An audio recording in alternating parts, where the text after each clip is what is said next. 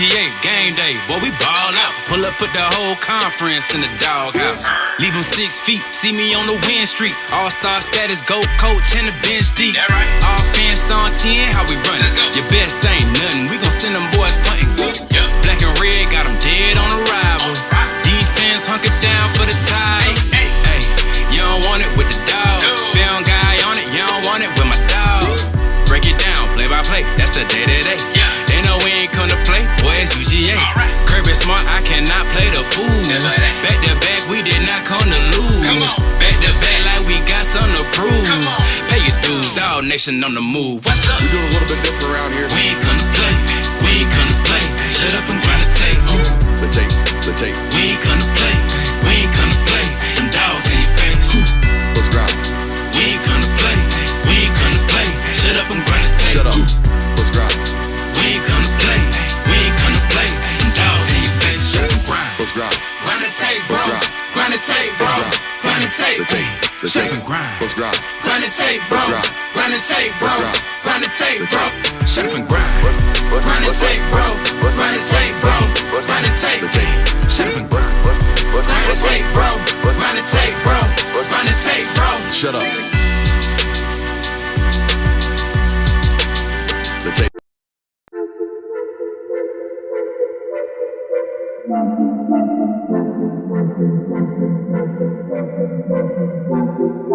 Welcome in, ladies and gentlemen, to MBR, or as we like to call it around here, Nothing But Rants, the show where I find topics that I'm oddly passionate about and I pontificate upon them. These are not hot takes, but rather takes that I'm hot about. What's up? You really like that?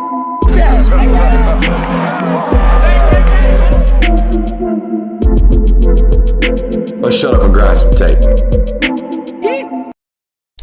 What is up, ladies and gentlemen? Welcome in to the Film Guy Network on a fabulous Tuesday evening. I've been rocking with that cold intro right there for about 18 months now. Do you think we need to adjust it a little bit? I'm asking the audience as well. I like it. I think it sets off a good vibe, welcoming the folks in, telling them appreciate you for being here. And of course, we got a loaded show for you. What do you think? What else? Constructive criticism. What else would you even do?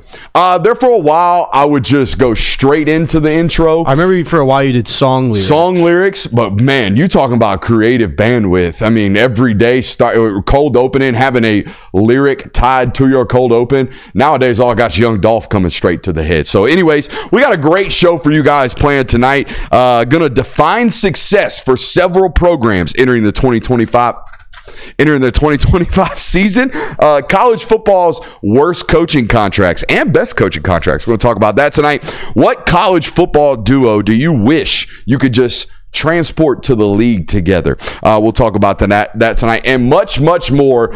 But I want to start tonight's show with perhaps the most pressing and important topic to open the show in a long time. We're going to talk about TikTok dances tonight to open the show. How about that, boys? Wow. Are you doing one? Nope, that's not where we're going with this. However, a college football coach that just recently got rehired at this program has gone out of his way to let the world know we will not be doing none of them TikTok dances up in my locker room. Banned from the University of West Virginia. University of West Virginia. Banned from West Virginia under head coach Rich Rod. Now, Rich Rod was obviously just recently rehired at West Virginia and has decided that none of his football program will be out here doing the TikTok dances. Now, does this have to be made public? No.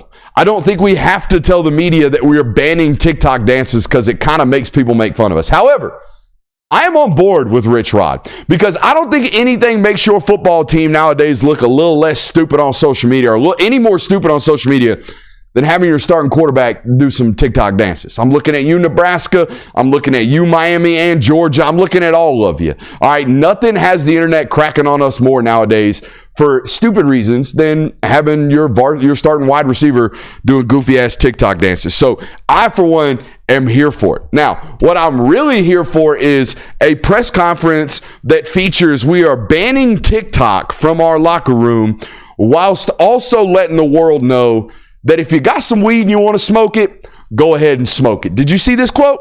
It was interesting. Yeah, so in the midst of Rich Rod telling the world, we ain't going to be doing the TikTok dances, he also was out here asked about, hey, coach, what's your thoughts on players smoking weed? Because if you don't know, the NCAA kind of slid it into news reports this year that they are no longer testing for marijuana in their football athletes, right? They're not going to make guys fail for tests. It's no longer going to be on the random drug selection test.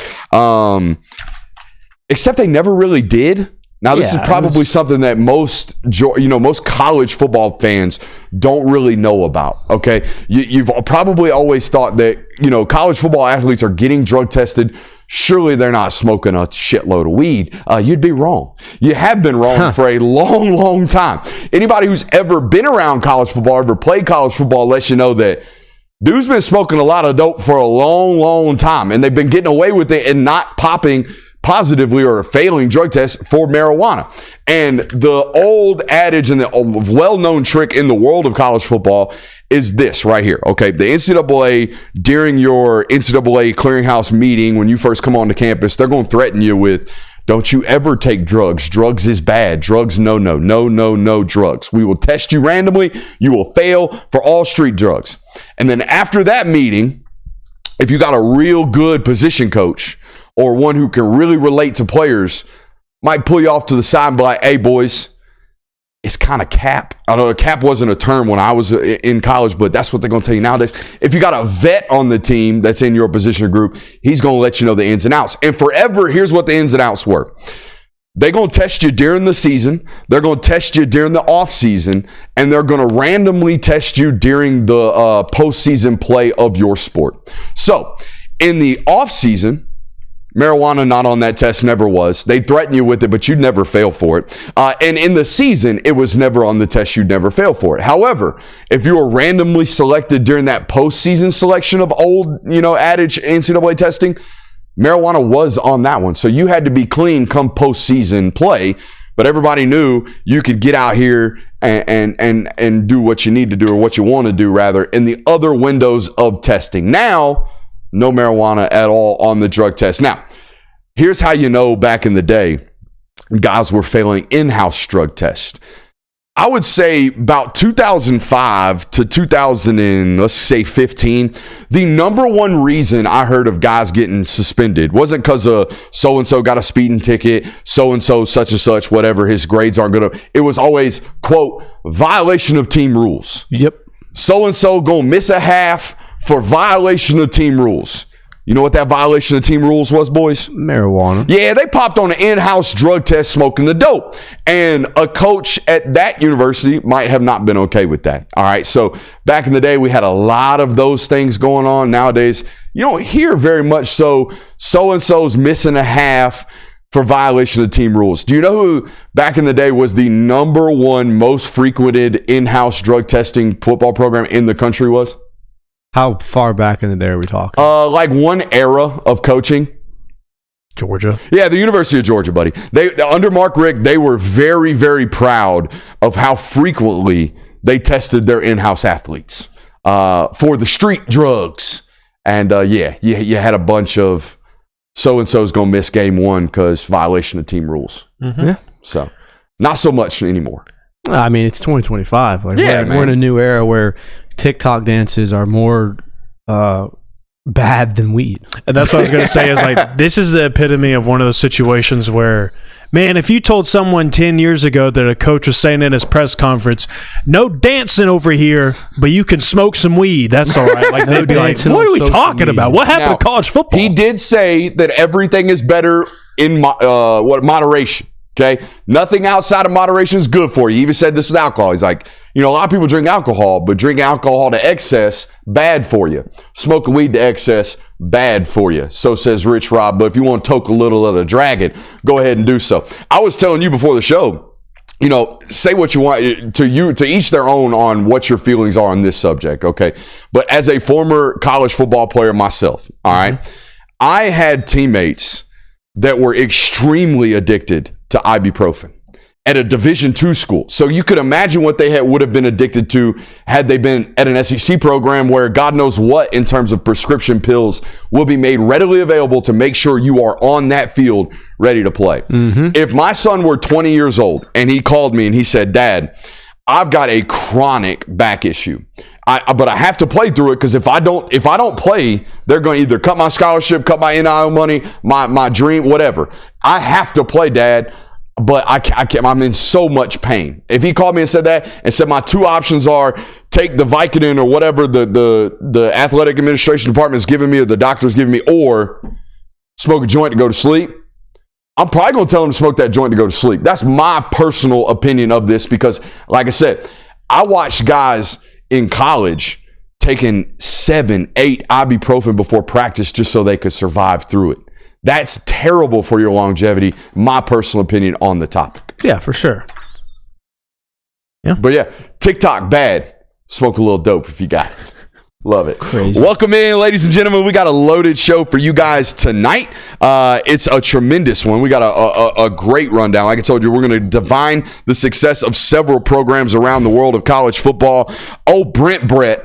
Gotta go 5-0, so says Kirby. So we'll talk about that. Also, the contract details to the new general manager out there at Oklahoma, Jim Nagy, were released, and I think it gives us kind of a real indication of where that limelight is right now, where that timeline rather is for old Brett out there at Oklahoma, and Sark. Sark really not doing himself any favors, going out of the way to address a topic that he didn't necessarily have to, in my opinion. But I want to start tonight's show by asking you, if you have not already subscribed to us on YouTube, you need to go ahead and do that, okay? Hit that subscription button, hit that thumbs up button while you're watching us today, and go ahead and fire off in that chat. If you miss any portion of today's broadcast, it will be made readily available, however, wherever you get your podcasts. So just search us, the Film Guy Network, over there.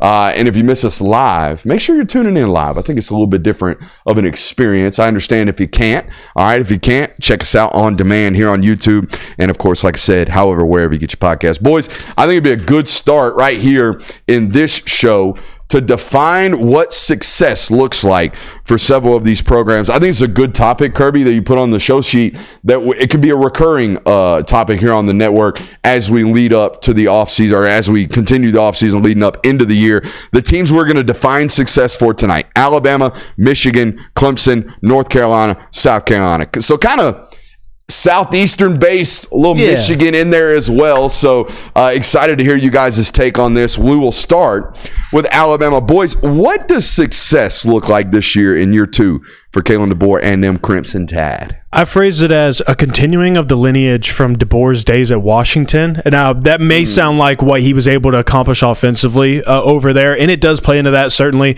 but not so much that, because I think the quarterback that they had in Jalen Milroe last year kind of prohibited them from being able to be a complete Kalen DeBoer offense. Plus, now you got Ryan Grubb back, so it also plays into this season as well. But more so, they didn't lose ball games like they did last year at Alabama, at Washington. Like they had a remarkable season as last year.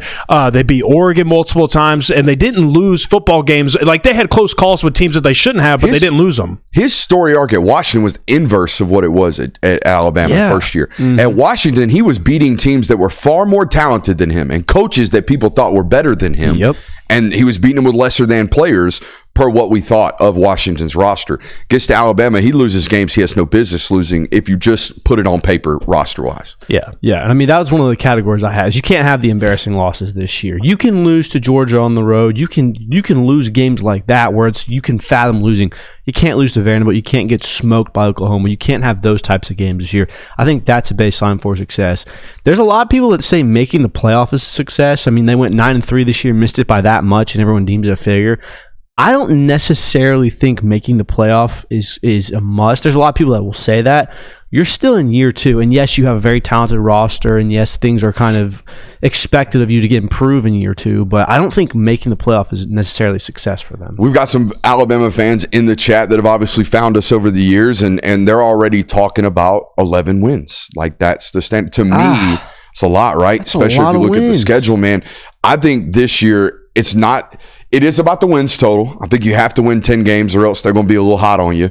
But in my opinion, it's more about the consistency on the way to the 10 wins. Agreed.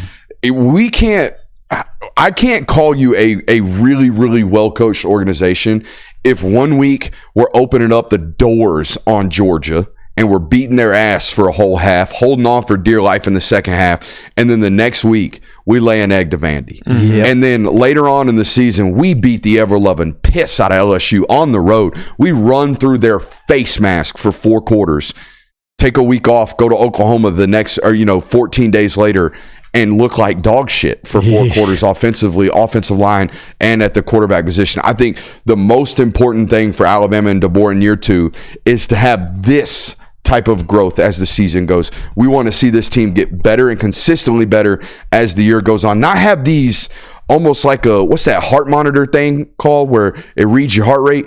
An EKG? No. The actual I think it's just called a heart monitor. beep. Yeah. All right. I don't want it looking like a heartbeat monitor. That's not what I want. I want consistent growth throughout the year. I'm with the chat though.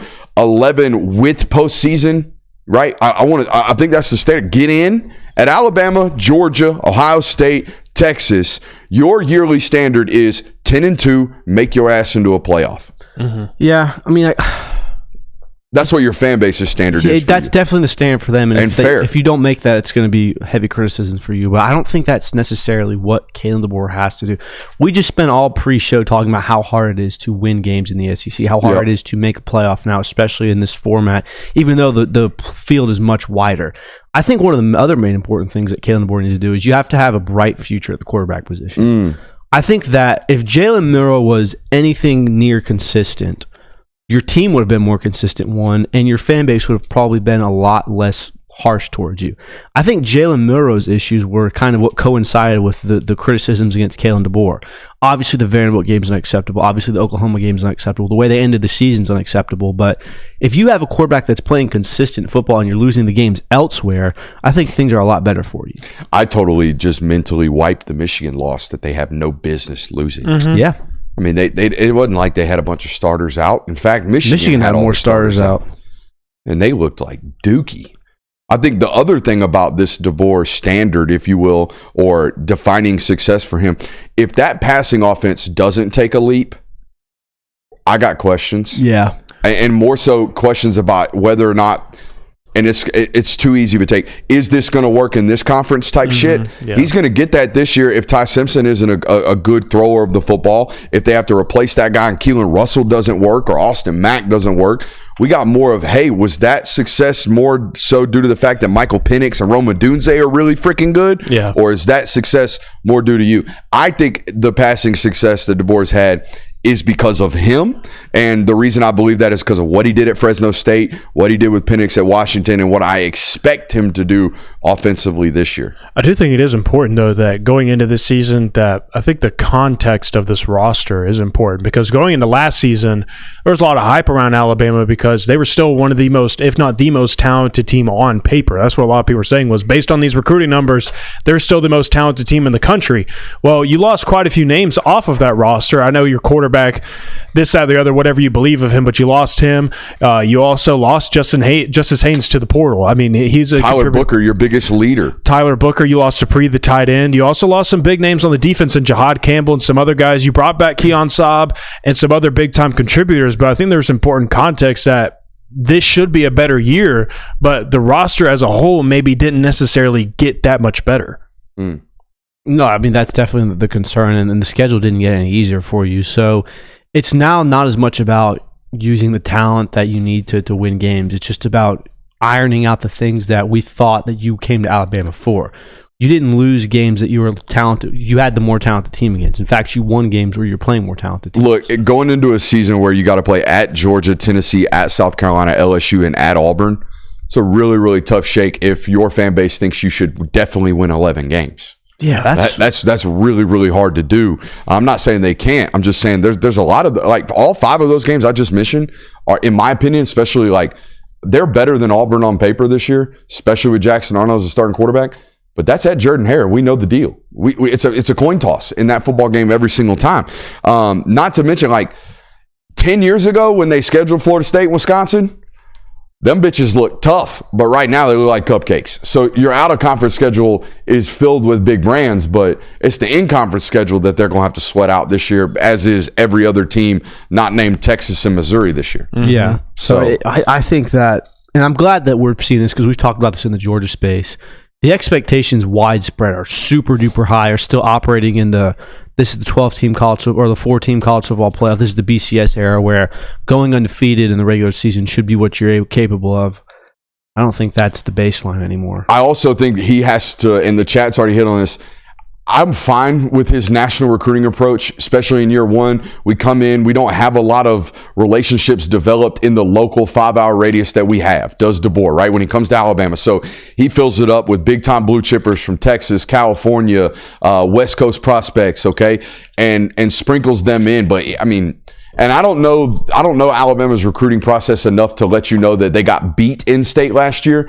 But when you look at the state of Alabama recruiting, Auburn went 9 for 10, top 10 players in that state. He can't consistently get his ass whooped inside the state. And I'm not saying that's what happened last year, because you look at the recruiting rankings and Alabama did great. But I don't think relying on West Coast relationships is something that is going to lead them to consistent results on the recruiting trail.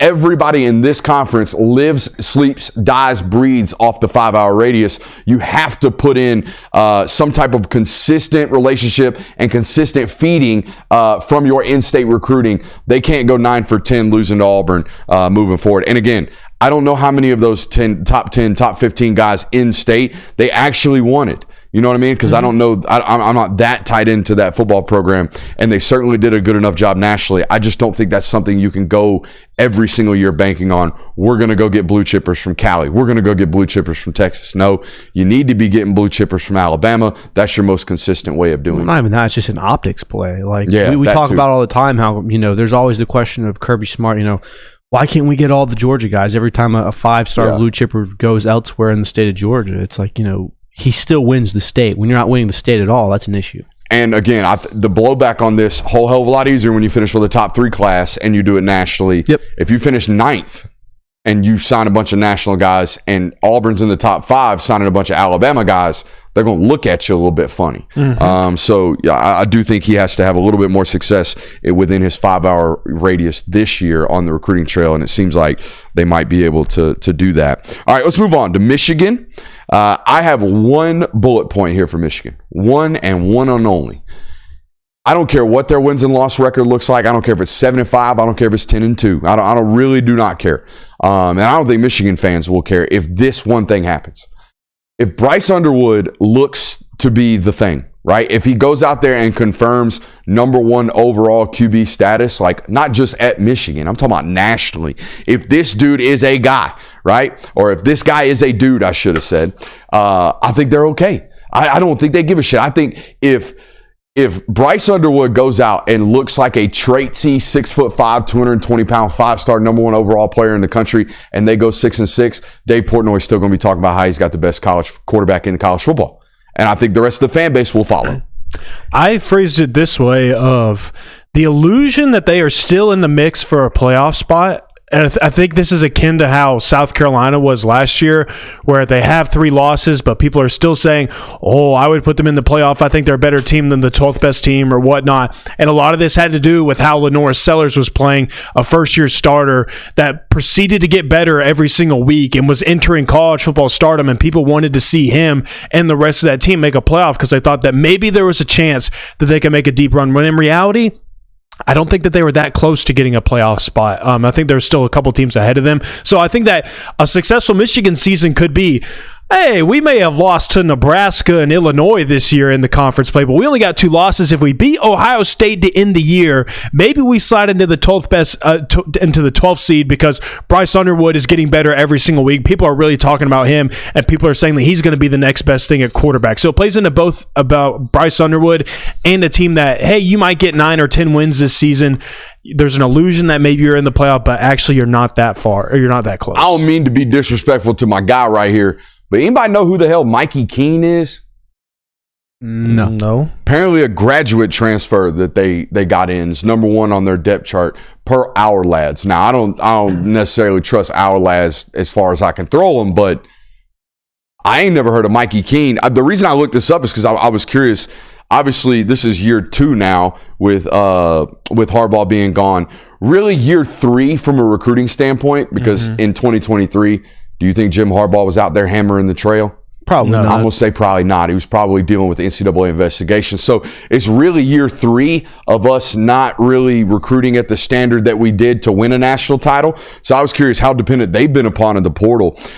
Transfer wide receiver Donovan McCulley, supposed to be starting for them this year. Transfer quarterback, and obviously they brought in Justice Haynes. Brought in Damon Payne Jr. as a nose tackle for them as well. And a couple, their entire 2 deep is lit up with orange names, which on our lads means that guy just got here from the portal. So far more dependent upon the portal than they ever were under the Harbaugh regime. I mean, Harbaugh won a title off of retention in my mind. Yeah. Harbaugh won a title off, we've got 18 26-year-olds that have been here through the ringer with us. And you have to wonder if that's Sharon Moore saying, okay, we need to supplement the losses we've had due to the fact that Harbaugh did not recruit necessarily as hard as he could have. Or is that just his approach? Is he going the Mike Norvell, the Dave Aranda route, where it's just get as many transfers in as you can to build your program? Michigan's a weird one to say what success is for them, though, because you're coming off of, in 2024, you're coming off of a national championship season. I don't mean to cut you off. I'm trying to give you an answer on what his approach is. They have 14 early enrollees from 2025, 9 more that signed letter of intent. So that's 23 high school kids, and they took 12 transfers. Okay, so about 2 to 1. 23 is pretty.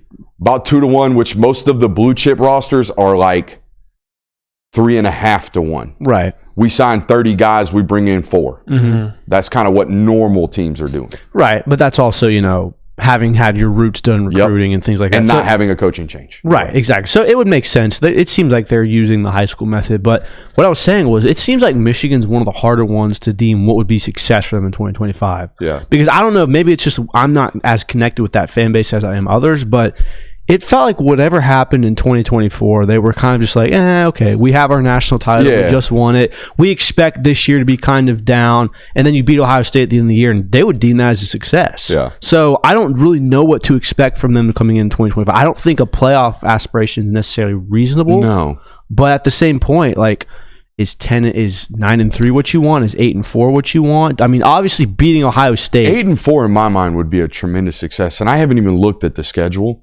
But who's the first rounder at Michigan right now? I can't name one. Maybe Justice Haynes. If you have this time last year, we had 3 names immediately. You'd run off, and I would have been like, "Whoa, Donovan Evers is great too." You know what I mean? But it would have been Mason Graham, Kenneth Grant, Will Johnson. They're great football players. I don't know. And again, we're not as tied into Michigan as we probably should be. But I just don't.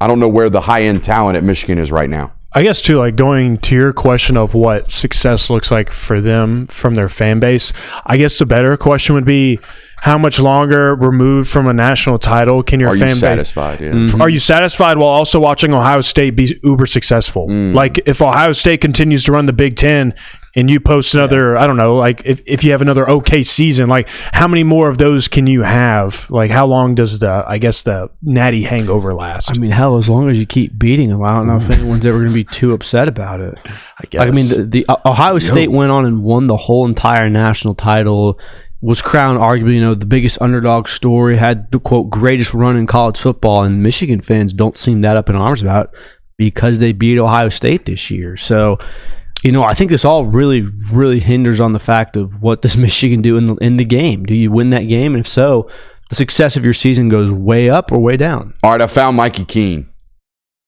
Mikey Keene, any guesses where he transferred from? Someone in chat already put it. Fresno State? Yeah. Before that, UCF. So this is stop number 3 for old Mikey Keene. Last year, 18 tuds to 11 interceptions. Did complete 70% of his passes. That's pretty good. Okay.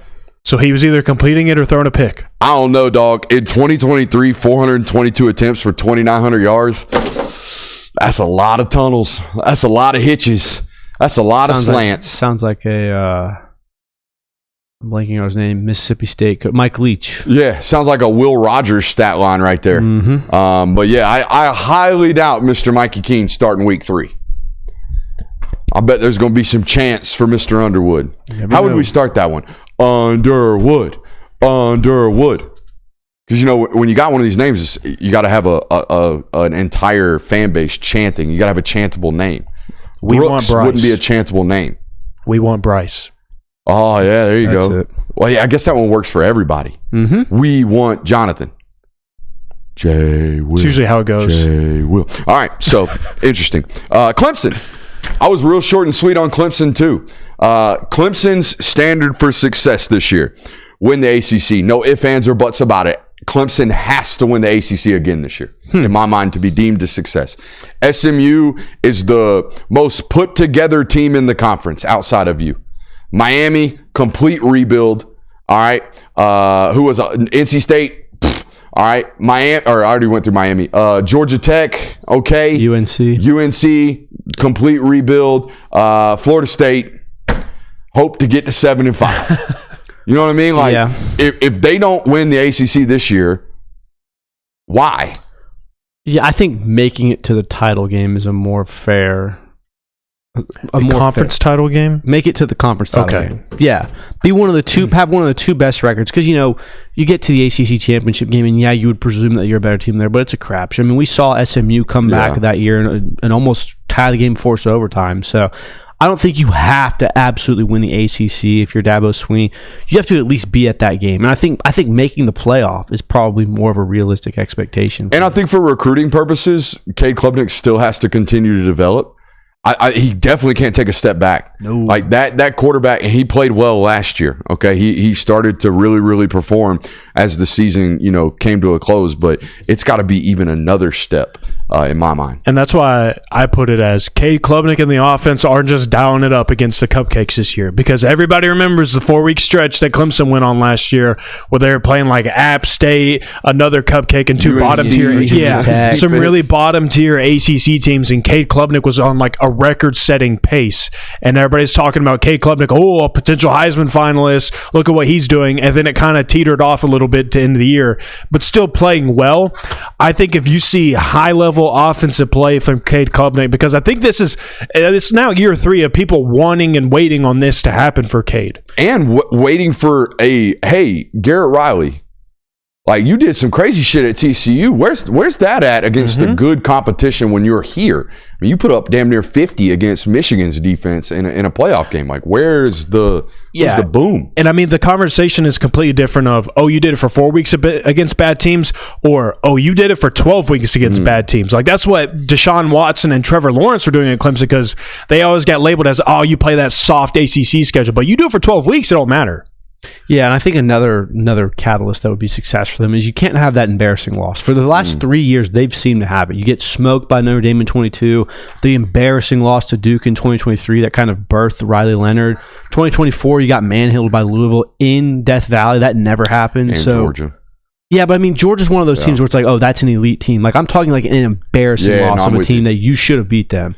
Like, you can't go out and lay an egg against Virginia Tech this year. I mean, I'm with you. Georgia's a great team. They can't lose to the teams that they like. Virginia last year gave them a sweat for 3 quarters. We can't be doing that. I'm with you. You cannot. But we also can't be getting beat by 35, just choked to death against a good football team. I agree. You know what I mean? I agree. So because when they faced Texas, had Klubnik not played out of his mind, they're probably getting choked to death by Texas. It's true. So we can't be having those types of performances against the super elite football programs. Also, I don't think they got upset by South Carolina. That's a rivalry between two really good football teams. That was last a good football team. It was with you there. More so like the Louisville loss, right? Yeah. That's who it was that got them late. Louisville, and beat them bad. and then the next week, like I said, they're in a fourth quarter sweat with Virginia of all people. Yeah. So yeah.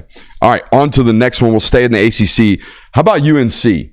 Because I put down they should win 9 games in my opinion. I think you start 3-0. I think starting 3-0 is the first catalyst of success. There are 2 good football programs on their roster or on their schedule, and one of those is Syracuse. They play Syracuse and Clemson this year. The rest of their schedule is filled with NC State, Wake Forest, the bottom of the barrel of the SEC or ACC, and Georgia Tech. This is you should go, because we talked about it last night. There's not a massive talent discrepancy in this conference. Okay, this isn't like he took over the Kentucky job. He took over a job at North Carolina where over the last 4 years, they've recruited somewhere between the 30 and the 45 range. as has the rest of the conference, except for Clemson and except for Florida State and except for Miami. They only play one of those three schools. So from a talent disparity, disadvantage type of conversation, North Carolina's not going to have a problem. They're going to be on par with everybody else, which means having the greatest, what we deem to be one of the greatest, if not the greatest football coach of all time on your sideline should mean you were brought in to win these types of football games from the sideline with the X's and O's. The schedule looks very, very much to me very, very similar to what Indiana had last year, where you've got like a good team in your conference to play. The rest of it is the bottom half. I put it as just pure relevance. I think that's what success is for UNC football this year. Kind of like what it was for Colorado and Deion's first year. It's going to be two totally different types of relevancy. Like Colorado is going for the social media play of everybody's paying attention to us. We're doing all these things that are going to garner people's attention. I'm talking about relevance where it plays into wins. Like you got to be winning football games. So much so that UNC fans are now adding North Carolina football to their Twitter bios. It's no longer just a basketball team that they're flexing in the Twitter bios. Like that's what success looks like for UNC this year. Bill Belichick clearly elevated this program, and now there's just a bunch of UNC football fans that exist. That's kind of what success looks like for me for that football program. Yeah, I don't think as far as, expectations as far as we need to make this bowl game or win this amount of games goes. It's the first year of a new coach. I think UNC fans just want to care about their football team again. I think it wants to hurt if you lose a football game, not when you lose by 70 to James Madison. You go, we suck anyways. Blue in the chat says, check the odds between Clemson at plus 210 and Miami at plus 290 to win the ACC. There ain't a stock I'm fading more right now based off that numbers than Miami. Why does anyone think Miami's going to be like super or even as good as they were last year? That's a good question. I think it's a combination of Carson Beck. It's a combination of Carson Beck and the rest of the conference. I guess. I'm not bullish. Right? I mean, their entire wide receiver core is unproven. Their quarterback's not going to be able to throw until July, and he just got there in January. Yeah, I don't know what they have defensively that makes me think they're going to be some unit, and I don't trust that head coach. Yeah. I think it is just as simple as they now have the second best quarterback in the conference in a weak conference. Yeah, I'll take that. That's fair. I'm with that. All right, let's move on. Let's stay in the Carolinas with South Carolina. I think this one's really, really intriguing because they're pinned up in a very weird spot in my mind. And I didn't think about this until we went to Indianapolis and we started talking to NFL guys and start having conversations that we probably too much coffee before the show. Having conversations that we probably shouldn't be having.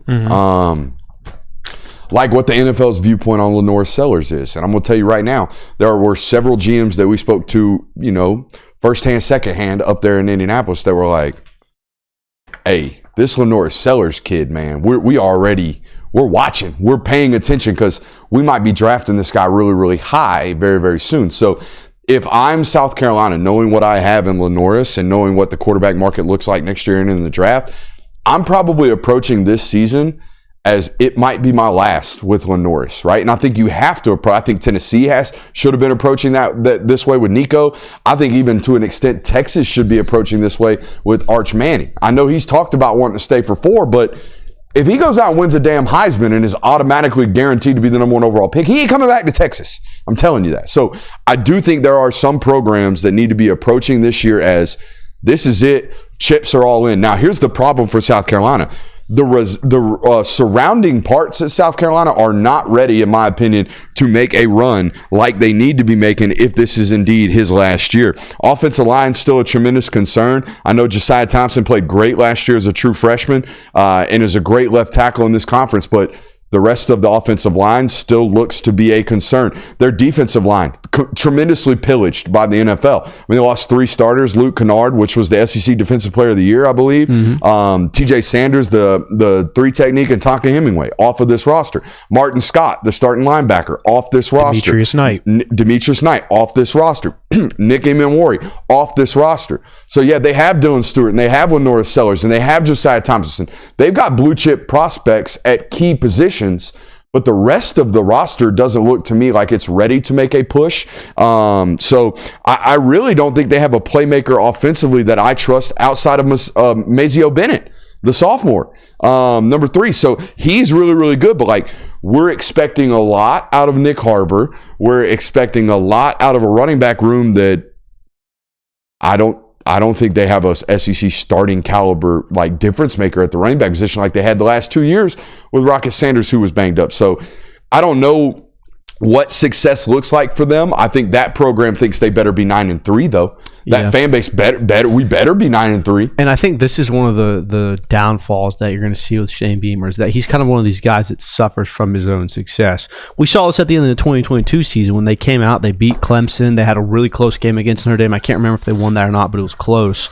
But then they came into 2023 with high expectations, and it just did not work out for them. So I think you could very well be set up for something similar to this in 2025. So I'm kind of worried about Shane. I think 9-3 is the baseline expectation. All right, we got a super chub here from DGD Podcast. Said he just got a new job. Big raise coming for the homie. Shout out to Robert Reynolds right there. First time, long time. This dude's been listening to us for a good minute. He's got a podcast of his own. Does a great job with local recruits up there in North Carolina, where he's based as well. DGD Podcast going up on the board. Reminder, any $20 super subs get their name up on that beautiful blackboard that you see every single day when we go up to that board here on the network. So if you want to get in on that action, feel free to do so. I had somebody ask, what happens when we fill that area of the wall up? Buddy, if you ain't never seen this studio, we got plenty of black wall space up in this joint right here. So we got plenty of signing space. If that wall gets filled with signatures, we've made it. If we get enough names to cover that wall over there, we've done a really good job. I think it is the number one reaction when people who watch us come into this studio, they go, oh my God, it's a lot bigger than I thought. Or, it's a lot more space than I realized. It's good to hear that. Probably they think it cuts off right there, the TV. I would assume like there's a wall right there. Going back to the South Carolina conversation, though, I think that this year kind of depends, because to kind of put this into context for South Carolina, like Norris Sellers is the best quarterback they've had since Connor Shaw, and that was a decade ago. Like it's been a minute, and in between that, it's like you throw in Ryan Helinski, I guess. Like that's the next best thing we're getting. Spencer Rattler was good. Yeah, Spencer Rattler. Don't forget my boy Jeb Blazevich. That was not South Carolina. Sorry, no. South Carolina quarterback. Oh shit! What was Jeb's name? That was a walk on. He was a GA for them, and then started against Georgia. Oh, his dad's the head coach at Jefferson. Yeah, I can't think of his name. I know who you're talking about. Anyway, it was not Jeb Blazing. I think it's Jeb something. With that said, I mean this is South Carolina royalty. Lenore Sellers is. So I think if anything, it's important that if it is his last season, that you send him out on a good note, a high note. If that's the playoffs, if that's what they're expecting, then so be it. But if you kind of tarnish an era and a window of winning with Lenore Sellers and a quarterback this good, then I think your fans are going to have some bad emotions towards you. The fact that you kind of wasted that in their eyes. Yeah, and I think like Shane Beamer has one of the most to lose now, because you've set the precedent. You set the precedent in SEC Media Days last year that we should be competing for playoff spots, and everyone kind of looked at you like, what the hell? Almost made the playoffs, so now it's locked in. Like South Carolina should be looking to be a playoff team. And I just don't think that roster is what it is. And by the way, Jeb Nolan's his name. By the way, they might have the toughest schedule in college football. Yeah. Jeb Nolan, not Jeb. They might have the toughest schedule in college football in a 6-week span. All right, this is a 5-game stretch for them with one bye. They go at LSU, Oklahoma, Bama, at Ole Miss, at Texas A&M. They take a week off against Coastal Carolina, and they finish the year welcoming in Clemson to their house. Pretty tough. I mean, they've got a chance to play 6 top 25 football teams this year. That would have me so nervous if I was Shane Beamer, because you're telling me I have the opportunity to start the season undefeated.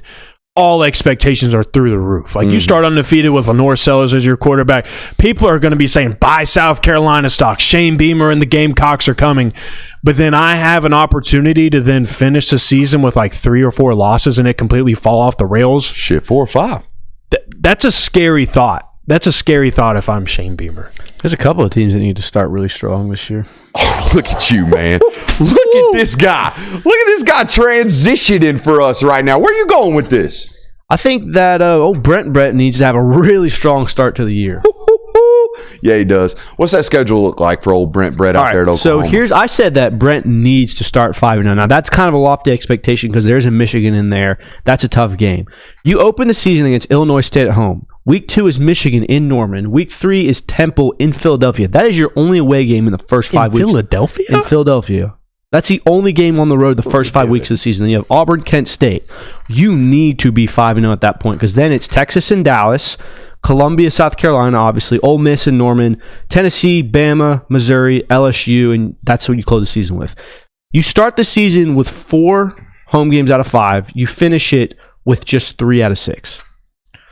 I'm over here letting my ADD brain roll. You want to talk about some football brain.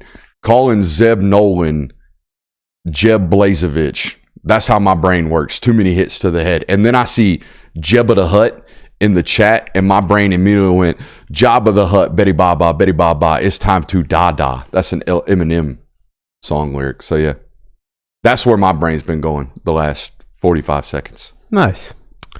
Just monkey in the cymbals right now. Yep. Thank you for breaking down that schedule for that to happen. I'm glad I did that. But yeah, I mean, I think you're completely right. That's a bad time to close your season out like that because of where you kind of sit. If you are Venables, of where your future, like, is there even a future with you at Oklahoma?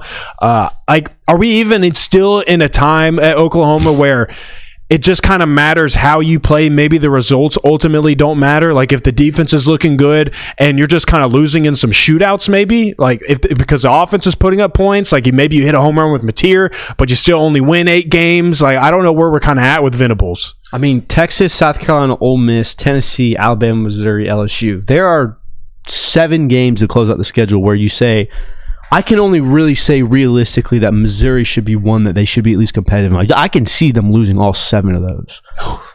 God, which, I mean, I wouldn't make it that long to lose 7 in a row. I think you lose the first 3 and you're cooked. But you have to start really, really, really strong if you're Oklahoma this year. There can't be offense is kind of figuring things out. Like, you need to come out the gate looking like this is a top 15 team because the next 7 weeks to close out the schedule are going to be brutal for you. That relapse refill time period of Eminem is really make you worried about his mental space. You talked about where Brent Brett is out there at Oklahoma right now. I think we got some indication of where they or what they feel about him right now with the details that were released about Jim Nagy's contract.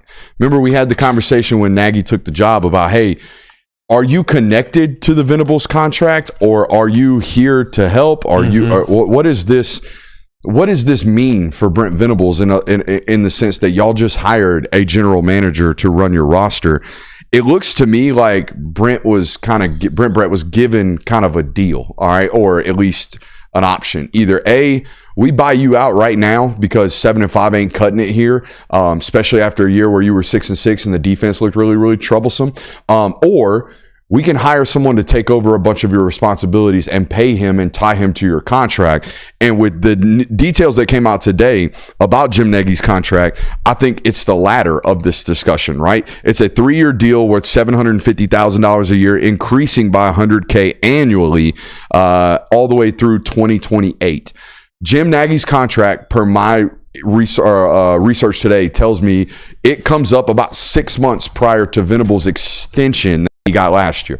Venables or we're buying you help with the roster, especially when you read Venables' comment. Evaluation, strategic planning, recruiting, and retention requires full-time focus and skill sets, Venables said in the statement. Quote, Nagy's high-caliber, extensive experience in scouting, recruiting, and retaining top talent will pay dividends across our roster and ultimately on the field.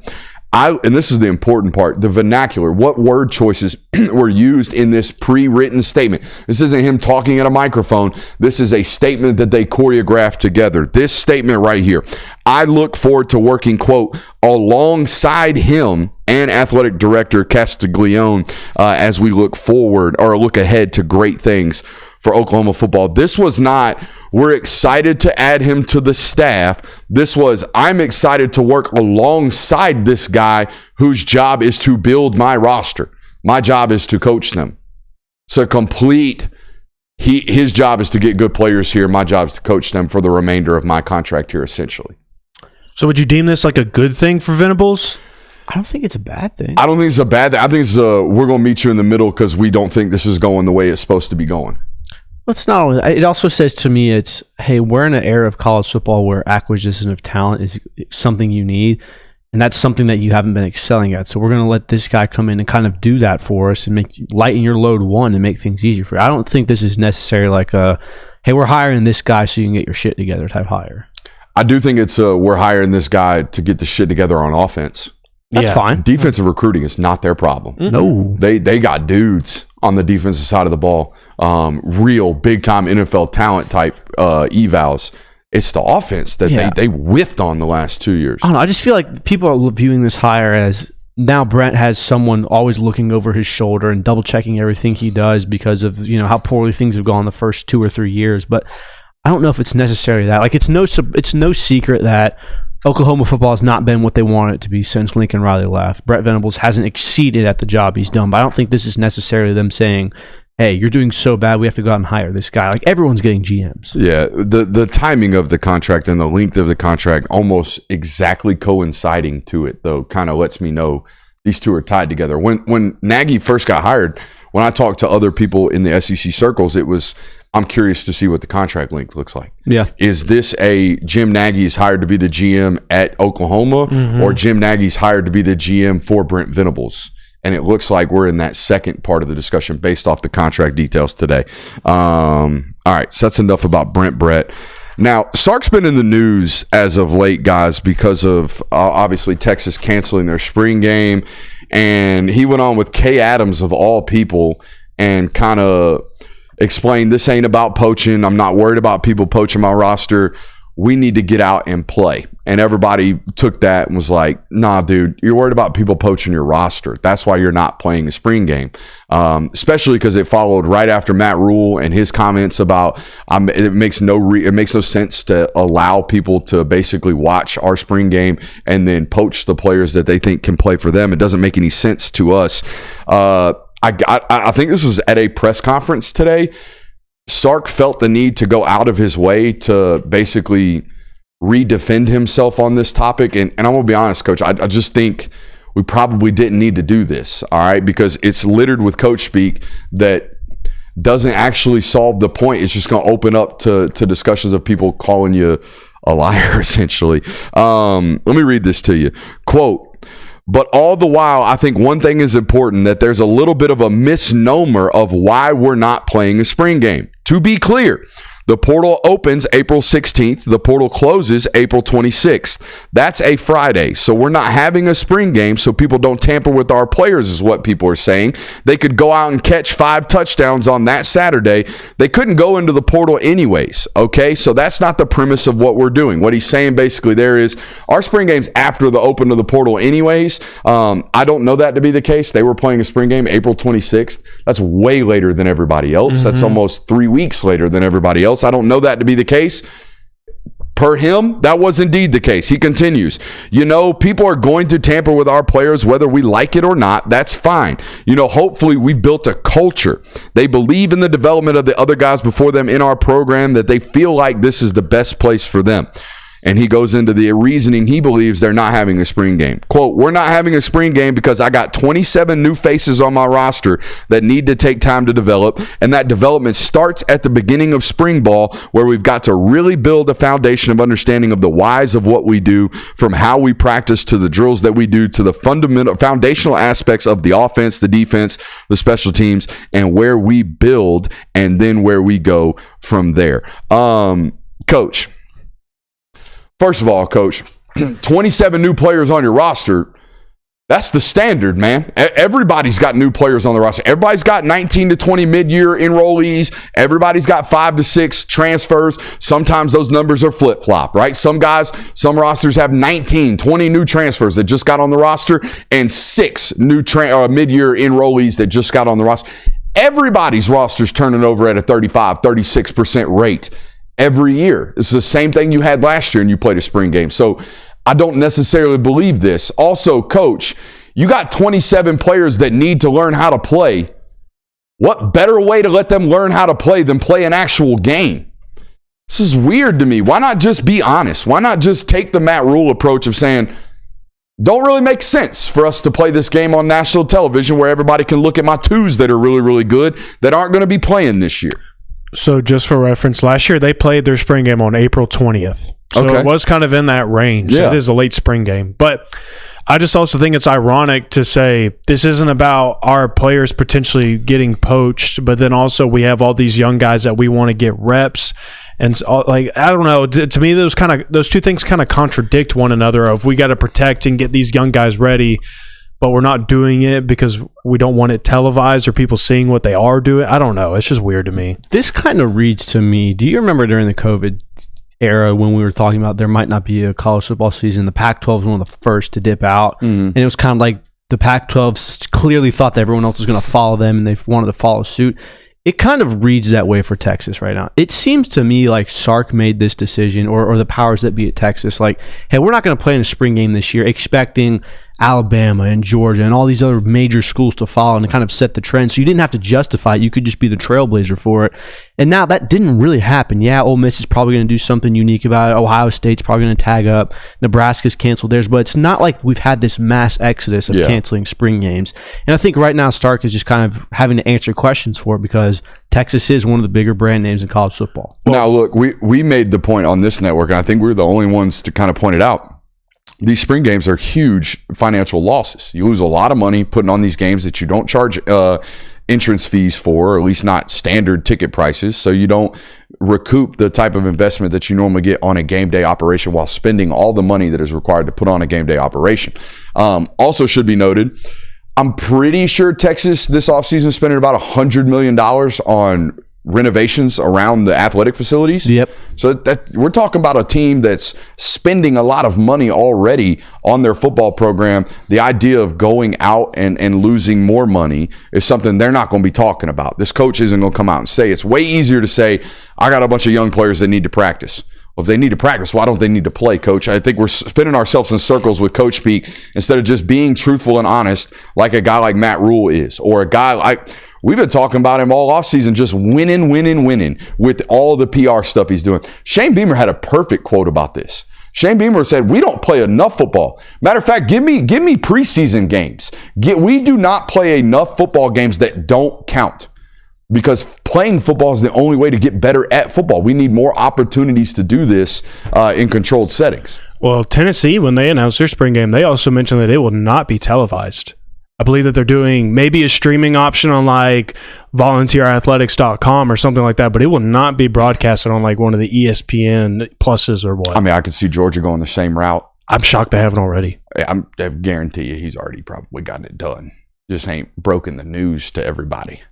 But yeah, I highly doubt SEC Network's in town broadcasting nationally on ESPN or SEC Network a spring game in Athens. Which, I mean, again, we've talked about this, like, that seems kind of just as counterproductive. Yeah. Because what's stopping a Connor Stallions type figure from going to your spring game and filming things in general? Like, if you're going to hold it in public, there's going to be some accessible footage to it.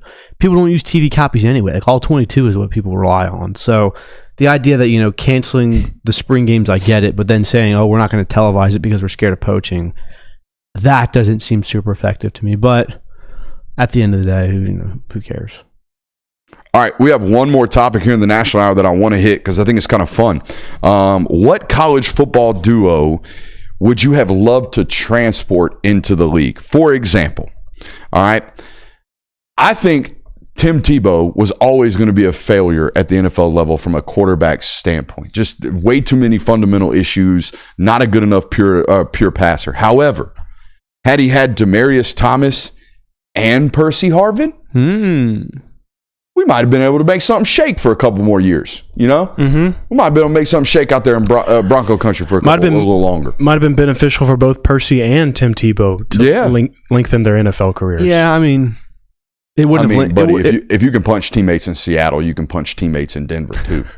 Well, it wouldn't have lengthened his career, but it would have, with the Broncos at least. Yeah. But it would have been fun to see them in the league together. And I think it would have lengthened the career of Tebow. Yeah. Personally, if you have that type of playmaker. I went with C.J. Stroud and Marvin Harrison. Ooh. Oh, I mean, now C.J. Stroud has plenty of weapons at Houston. That is by no means a problem for him between Tank Dell, Stephon Diggs, and everything that they have out there. But the fact of how successful those two were at Ohio State and the fact that they had a lot of success against the Georgia defense, one of the better Georgia defenses, I mean, just seeing them together, kind of like how Joe Burrow and Jamar Chase are right now. I think it would have been fun to have those two guys Now, back Chad's together. already stolen mine, so I'm going to cut you off, and I'm going to go ahead and get this one out. Had Matt Stafford and A.J. Green been on the same team in Detroit with Calvin Johnson? Wow. They would have won. They would have won like 5 They games would have won instead of 9 0. games instead of 8. Yeah. That would have been crazy. That would have been fun. That would have been maybe honestly probably would have extended the life of Calvin Johnson's career. Yeah. I mean, he was getting beat the hell up because it was just basically bracket coveraging. Plus, I think a lot of people forget just how good A.J. Green was those first 6 seasons. AJ Green was a top 5 receiver. I'd say for first It was a debate of, is it Julio or AJ? Like, that was the entire debate in the NFL when those two guys were in their primes. Like, AJ Green at the start of his career was one of the best wide receivers in the NFL. He was kind of, it's going to sound crazy, he was kind of Nick Chubb before Nick Chubb. Almost show up and ball and not say a damn word. Yeah. That's what I remember A.J. Green to be. Yeah, and then he beat up. Jalen Ramsey. But I Sometime. feel like if you was out here mother effing Nick Chubb, you might get a bow too. You know what I mean? For sure. So one of those, just don't let him go off. type guys. Mm-hmm. You talked about extending the life of a career. I think that if Johnny Manziel had Mike Evans in Cleveland, things probably wouldn't have still worked out, but he would have at least had a safety net to throw to on a very, very bad Browns team. Some effort Mike's down there somewhere. Yeah, I mean, that worked pretty well for him at Texas A&M, so that would have been a fun duo to have. I'll go ahead and do another one. I also went Nick Chubb, Sonny Michel. Yeah. Like that 1-2 punch is iconic. Yeah. I went with, speaking of 1-2 punches, bro, Michael Crabtree and Danny Amendola went for 2,600 combined yards in 1 year at Texas Tech. Impressive. Yeah. I don't know what it would have looked like in the NFL, but it would have been cool. It would have been cool. Yeah, it would have. I went with Nakobe Dean and Coy Walker, obviously because they were super successful at Georgia, but also I think that those two kind of fed off of one another. The more so like Nakobe Dean, super cerebral, high football IQ. Coy Walker, just insanely gifted. Like anything that you like, if you could build like a perfect linebacker, it'd be Coy Walker. But I think they kind of fed off of one another because he was super talented and a freak athlete. But Nakobe was like, "Hey, brother, just stay right here. You don't have to use as much freaky athleticism as you have. You can just keep it simple right here." Yeah, I felt like a get you right player. Nakobe is, especially as a linebacker, right? Get my guy next to me right. Make sure he's seeing the right thing at all times. I think I don't know who, I know the guy playing with Quay right now is really, really good. I think he's 52 up there in Green Bay. I know he's really, really good, but I don't know how much he's correcting Quay. Yeah. You know what I mean? Where I think Nakobe by nature is a corrector. He is going to get everybody right. It's what's going to be great for him out there at Philadelphia. And you even hear the Eagles talk about him like that, right? He is the tone setter for all of those Georgia guys that are on that roster. He would have been that for Quay Walker as well. I love that take. I don't know if these guys are going to actually – they haven't panned out at the rate they should have. But when we talk about the collection of talent that some of these teams have put together over the years, the idea that Walter Nolan, Shamar Stewart, L.T. Overton, and Shamar James were not only on the same team, the same signing class at Texas A&M. Those 4 football players, in my mind, are going to be NFL starters for a considerable length of time. And they were on one team. Honestly, 3 years from now, if those 4 players played on one team in the NFL, they might have the best defensive line in the league. Yeah. Ooh. Yeah, I wouldn't doubt it at all. I mean, 2 of those guys are going to be top 20 picks. Yeah. L.T. Overton is going to be a day 2 guy next year. Shamar James is going to be a day 2 guy next year. Just shows you how bad Jimbo Fisher was over last year. Good God. I'm glad you gave some respect to the defensive side of the football, but I wanted to make sure that they got a shout out here, and I was trying to think of like a good secondary duo, like I've got one that works. Maybe 2 safeties or 2 corners. Instead, I just took a corner and a safety. I went Derek Stingley and Grant Delpit. I would have loved to have done Derek Stingley and Eli Ricks. Both of them were great in college. Yeah, Eli Ricks didn't pan out. Yeah, Eli in the NFL hasn't really panned out, but Grant Delpit, He's doing that? Yeah. He's still. It's like a solid NFL safety. Serviceable. Yeah, and Derek Stingley is living up to Yeah, hype. Cleveland now? I believe so. A freaking top 5 pick as a corner. Yeah. Of all things. Stamped. Yep. A dude. All right, this is the best defensive backfield duo. Now, they didn't start together when they were in college, but having this as a duo in the NFL would have been absolutely horrifying. Sean Taylor and Ed Reed playing together in this NFL backfield. I mean, receivers might have died if they were together. So I think that's a duo that I would have liked to transfer most. They didn't start together technically. Yeah. I think Sean Taylor was on the bench or a freshman when Ed Reed was there, but technically still on the same team, so I'm counting it. I like it. Is that the gnarliest dude to ever rock 36? Didn't he rock 36 as a freshman at Miami and then moved into 21? I think it was maybe. It was an ugly. It was an ugly number, and he was out here balling. Yeah, that would have been crazy watching those two guys in the league. Sean Taylor was Nick Emmanwori before Nick Emmanwori. How about that take? Right, Spicy. far better football player, obviously, but from that dude's that big and can do all those things. Yeah. Sean Taylor was huge. Like 6'3", 205, if I remember correctly, and was a heat-seeking missile at all times. All right, we have a whole other hour coming up right now. It's our local hour. Make sure you're sticking around, hitting that thumbs up button. We'll see you on the other side.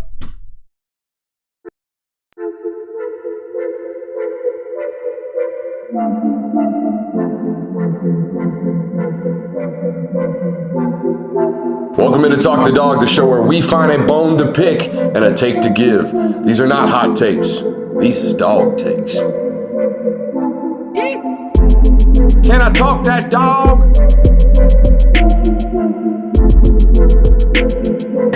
What's up? You really like that?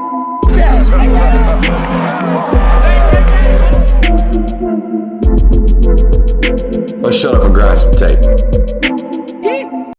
We back? Yes, we are. What is up, ladies and gentlemen? We are back for another hour here on the Film God Network. And boys, we have arrived.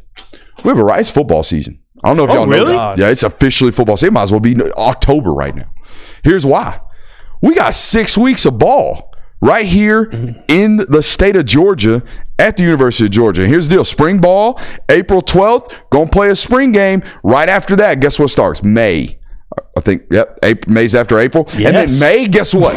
Official visit time. Ooh. All right, so we're going to have a slam-packed slew load of intel on the recruiting forefront. We're going to be talking about nothing about recruiting from May and until June. And then July rolls around, and we're going to take our stroll down 75 right there to the Hall of Fame and watch SEC Media Days. Right at home. Right at home. Excited for that. I am too. So we're going to have SEC Media Days, and then right after that, it's August. It's fall camp. We got motherfuckers back on campus. So it is officially football season. I don't want to hear nothing else. I want to see numbers on this channel relative to football season. That's what I want. I'm challenging our audience with that right there. Show up, show out, because we got ball, including a press conference today. We had our first press conference. He's back. First time Back talking, to our roots. Back to the roots. First time talking to the boss man since after Notre Dame. Mm-hmm. And he won't be made available at Pro Day tomorrow. But we'll be in town. Yeah, we will. Yeah, we will. So we got Pro Day tomorrow. Kirby won't speak, but we had him today. Let's start with it. I told you guys today, he showed up to the microphone just firing off straight to the face all of the news immediately. So I'm sitting there trying to get, hey, Colby Young's back, available, cleared. I'm trying to get that one out. And then all of a sudden, bang, bang, bang, bang, bang, bang, bang, bang. He hits me with the injury report. Didn't have enough time to actually transcribe it. I had to go back and get it on later. So here we are. Colby Young back with the football team, cleared for all spring activities. Now, little follow-up later. If y'all played tomorrow, would he be cleared to play? Dodge that question like a veteran, a savvy vet did Kirby. So cleared this spring, going to be back with the football team and practicing, made available all spring practice. Went on to talk about Dalen Everett. Got a sports hernia. Dalen will be limited for the spring. He's not out, but he's coming back from a sports hernia repair. He's doing great, running around and being a leader. What does limited mean for a guy like Dalen Everett, who is now going into his fourth spring? You've got a lot of guys behind it where there's probably a need for them to get ones reps more than Dalen Everett. He's going to be limited, obviously. He's going to probably do something, but is there just a point where they say, all right, Dalen, shut it down? Did Brooksy get the first question of the year in? Duh. I mean, there was that time period where it was like, hey, dude over in the corner, don't let him go first because he going to be ready. Not no more. Not no more. They kind of gravitate right over. They know the boy's going to be hot and ready for a question. So, yeah, we got question numero uno, which was, we'll get to you in a second. We got to continue this injury report news. But, yeah, your boy got the first question. Labrum surgery group is what I'm calling this. What? He asked a question and you just... What was your question? It was like a Kirby Smart presser. Like, you asked a question, you found a way to avoid the question. What was the question? It was what does Dalen Everett being limited look like? Yeah, no contact, I would imagine. Okay. He's going to be out there running around. You just can't get hit. I would imagine if you had some type of innards surgery, contact would be bad for the innards. Yeah, I'll probably be on the black jersey then. Yeah, so sorry about that. But yeah, Colby Young is back. Dalen Everett is out. And then there's the labrum surgery group, which had a notable omission. Mm-hmm. I was under the impression Ernest Green not available this spring. The reason being, he didn't finish the year last year. He was too banged up with a shoulder issue to finish the year. Monroe Freeling started against Notre Dame, finished out the season. We started hearing about Ernest's shoulder issue against Ole Miss last year as well. So I was under the impression they're going to go clean that thing up. Apparently going to be made available this spring. Wasn't in what I'm calling the labrum surgery group. These guys, Monroe Freeling, labrum surgery. Gabe Harris, not an arm, had labrum surgery. Colton Heinrich had labrum surgery. Christian Miller had labrum surgery. Jalen Morgan had labrum surgery, which is a very common injury in football. We talked about this a couple weeks ago about why we're seeing such an increase in the rate of labrum surgeries. Kirby actually mentioned that he had that surgery as a football player himself. I would like to know how long Jalen Morgan's been dealing with that injury. Like, was this something that he found out in the middle of his high school season, and then they were like, hey, don't do anything with it now. Just keep playing through it. When you get here, we'll take care of it. Like, do you imagine that's maybe how that went? Yeah. I think that was and we saw him. Was it me and you? Mm-hmm. We saw him in Nashville. Where are we going? Vandy? Kentucky? Kentucky. Yeah. We're going to Lexington the next day. So we stopped by Nashville or outside skirts of Nashville to watch Jalen Morgan play a high school game this year. Didn't look banged up then. Didn't notice a shoulder harness then. Yeah. So I would imagine, I don't think he finished his high school career. I think he got banged up towards the end of it and then had the surgery. Okay. But I would imagine when things like that happen, senior committed to the University of Georgia, has a shoulder problem like that, the surgery needs to be done, you're going to wait 2 months and have it done at Georgia. I can almost guarantee you that. So that was probably what happened there, I would imagine. Went on to the soft tissue injury group. Got Ryan Montgomery, who had the ACL repair. I think that was in October. It was earlier. It was very early on in the football season for him. Branson Robinson, who had a PCL repair. And this was interesting. I don't know if he misspoke, but he said Rod Robinson had an ankle surgery. I caught that when he was talking. That was a toe thing. It was a very... I saw people saying he fractured his foot. Like, I think because remember, like he had turf toe, and then he played in the Georgia Tech game, came back, and then there was like another injury where it's like he's not playing for the rest of the year anymore. Yeah, that was weird how he came back. It's like you don't usually re-aggravate turf toe like that, but either way, so. I thought it was interesting not interesting. I think most people. I saw questions in our Discord. I've seen questions on Twitter. I've seen questions on other social media apps. Where is Brett Thorson? Is Brett Thorson in the league? Did you guys forget he tore his knee entirely up against Notre Dame? Yeah. Mm-hmm. Yeah. No, it was against Texas. Fake, the return. Mm-hmm. Yeah. So, no, Thorson had ACL and MCL repair. So was he not listed on that report? Oh, he was talked about today. I just don't think a lot of people remember that there's two things that happened to Brett. He had to get additional years of eligibility because of I think it was the visa, right? Mm-hmm. Something to do with his visa. Yeah. And then obviously had the injury as well. I think he's going to be ready this fall, though, so you're okay. Get some Drew Miller action. Hell yeah. Can't wait for that. Hell yeah. Joseph Jonah off with a foot injury. He's been dealing with that he got that about game 4. Said there's potential that JJA could be activated, I should say, towards the end of the spring. He's kind of like very, very close to being okay. He's one of those guys that needs reps too. 100%. That whole D end and jack position needs a ton of reps. I think the most pressing news today was obviously Colby being made available. Yeah. And go ahead. Does that make your receiver room picture more clear or clouded up more? I think it allows you this spring to play with him at X and not have to make Dylan do that. Right, but wasn't that? But was that not kind of what you wanted? No, you got Noah Thomas in for, and you made all the big moves for. You know what Terrence Edwards said today? Yeah, I did see that. Terrence said he would run Colby Young out there and Noah Thomas, X and Z, and then just have everybody else rotate in the slot, basically. He said put Branch in the slot and then use Dylan Bell as your everything gadget type player. of guy. Yeah. I mean, hey. I don't necessarily love that personally. I think the Z receiver has to be able to create separation at all times. I think there's certainly moments in a game where that might be a good idea. For sure. We get inside the 35s. Yeah. Put the stretchies out there, man. Like, put the big boys out there. Let's make everybody fret a back shoulder ball. You certainly have a solid unit for a good old Hail Mary, that's for sure. I also just think you wonder now, what does the rest of the wide receiver room, not just at the X position, do with that? Because like you said, it might affect the Z, it might affect others. But yeah. I think the big news, the best news out of this is that you can practice without Dylan Bell having to be an X. Yes, that's the really positive news now. Last night when we did the depth chart, we were sitting here like, how do you practice if he's not at X? Because you don't have a returning player that knows the offense 100%. Who's going to run with the ones? Now you know Colby Young probably going to be running with the ones when we go out to practice tomorrow.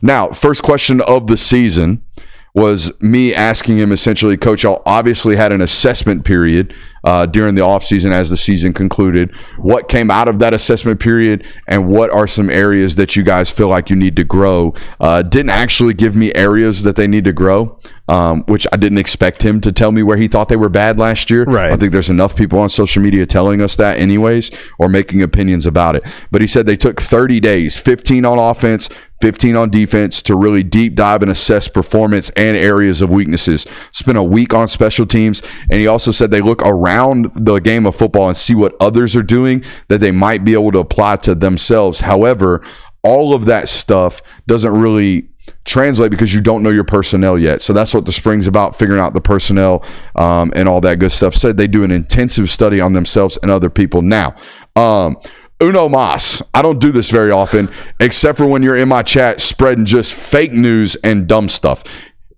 This comment right here, basically saying that Colby Young left Miami catching balls from Cam Ward to go to Georgia. Bubba, no, he did not. Okay, Colby Young transferred, and then they signed Cam Ward. Do we not? Yeah, Cam Ward was in the NFL draft. Yeah. What are we doing he here, literally man? was in the NFL draft. So what are we doing? I mean, respect to get the trolling shot up, but you got to be factually accurate to do that. Yeah.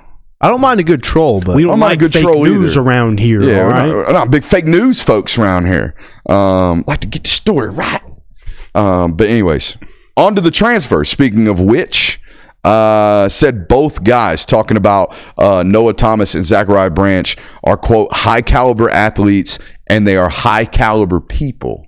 that's good. Love that as well. You need I thought those. the most impressive thing about transfers that he said today was that the Branch brothers have brought a level of energy and excitement to off-season workouts. That's the inverse of what we normally hear. Normally we hear, bro is sucking wind. He ain't got no chance right now. He's got 6 months. Dom Lovett story. Dom Lovett. Yeah. We got 6 months of figuring out how to get into Georgia shape before we come out here and are ready to play.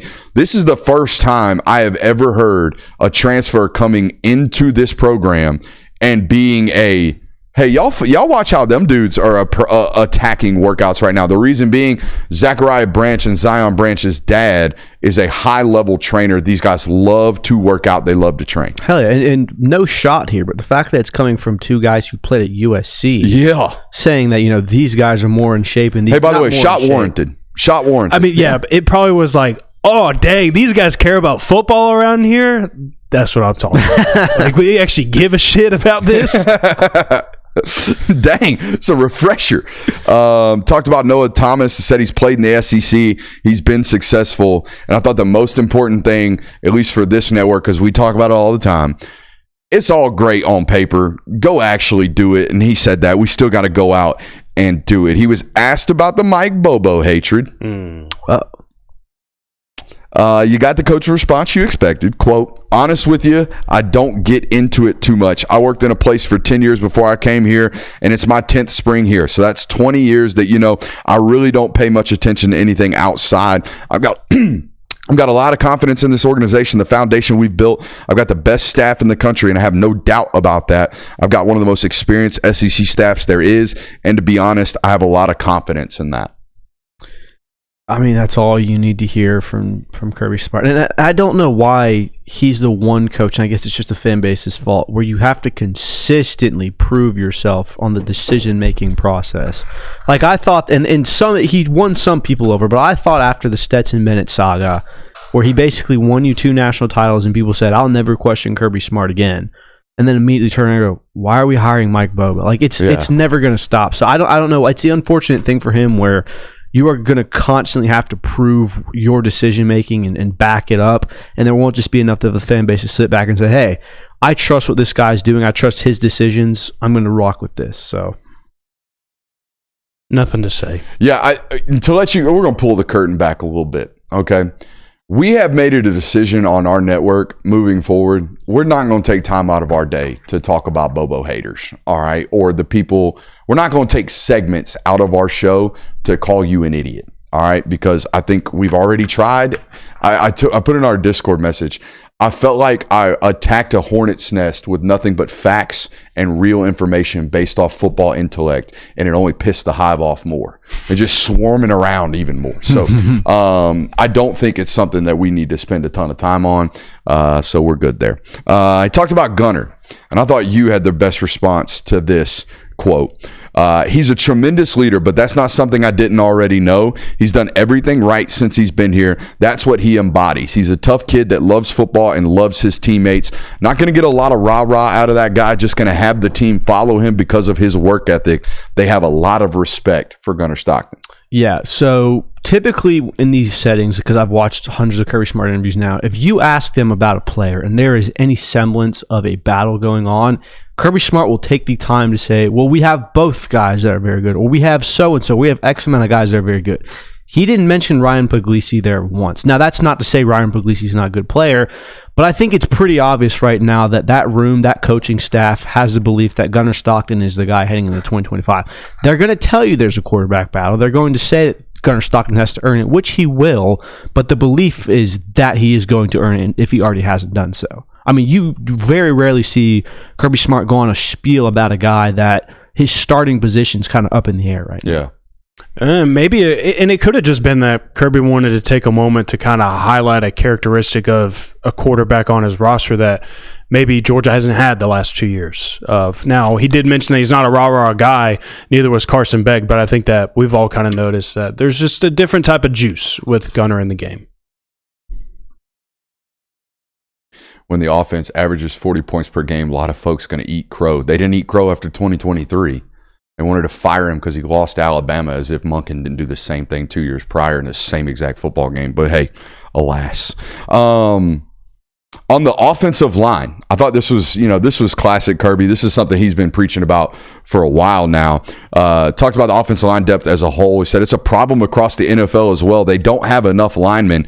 And I know for a fact there's not a single coach in college football saying we have enough offensive linemen. Said mid-years help in that process of depth, but offensive line isn't a portal position. You have to take guys out of high school and development. I thought that was an important kind of like roster acquisition strategy point right there from the guy who builds tremendous rosters.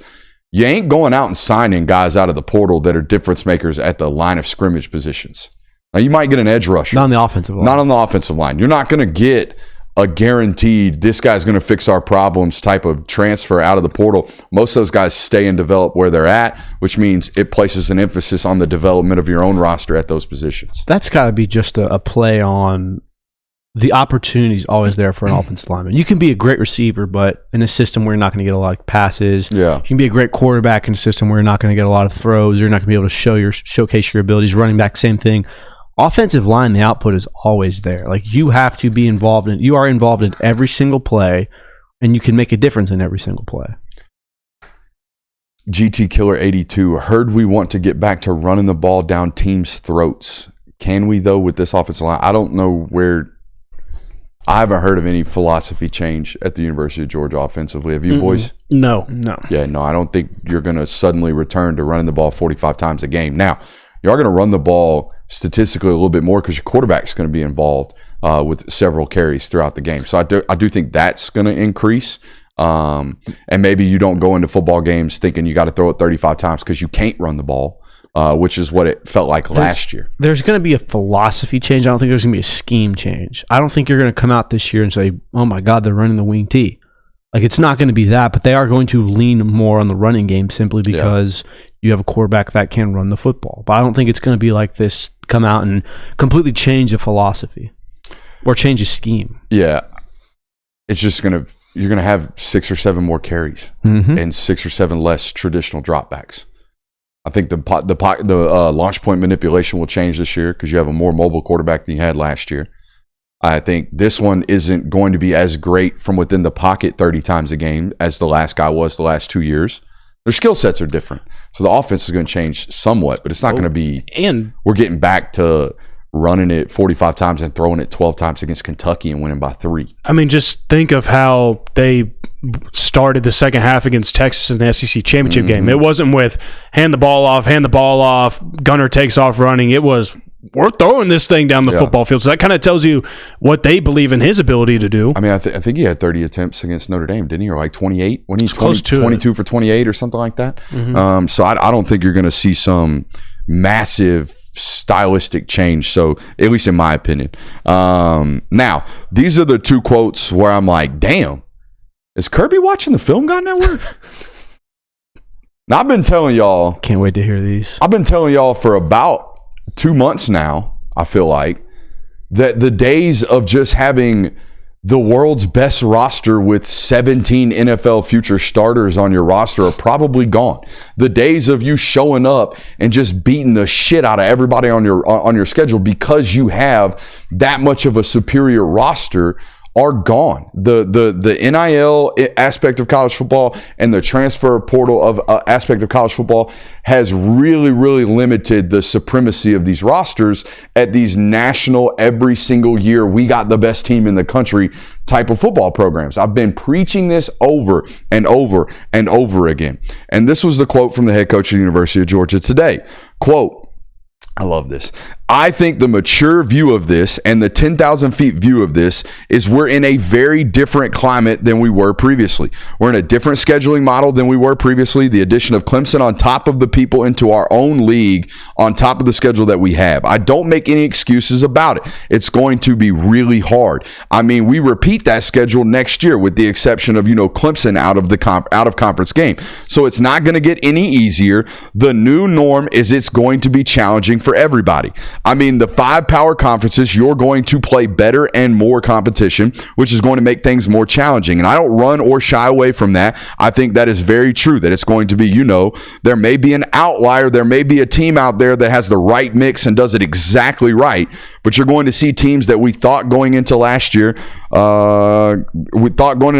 that we would have to deal with more adversity, more failures, and how we dealt with that would indicate our year. And I was very pleased with how we responded to losses to keep ourselves afloat and to win the SEC championship. That's not going to change over the years to come. You just say it's harder. It's harder than ever to build a type of dominant program than it was in years prior.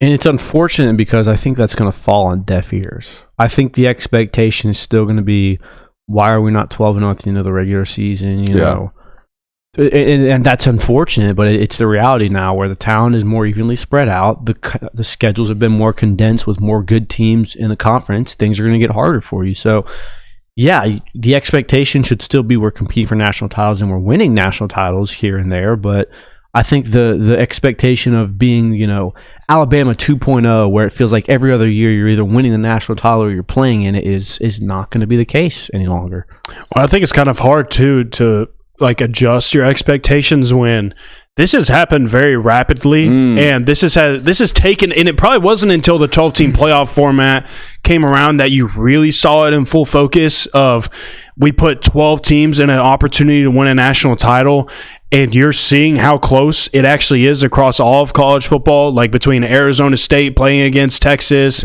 and Notre Dame being able to do what they did, and Penn State as well, and then Ohio State mollywhopping Oregon in the college football playoff. Like, you saw it in the college football playoff. So I think because of how quickly it has happened, and now that you're seeing it in a playoff format, I think it'll start making more sense and people will start understanding that, but it may take maybe even another full season. Oof. I didn't get it. Don't worry. Okay, good. Now, the other thing I've been talking about on this network, okay?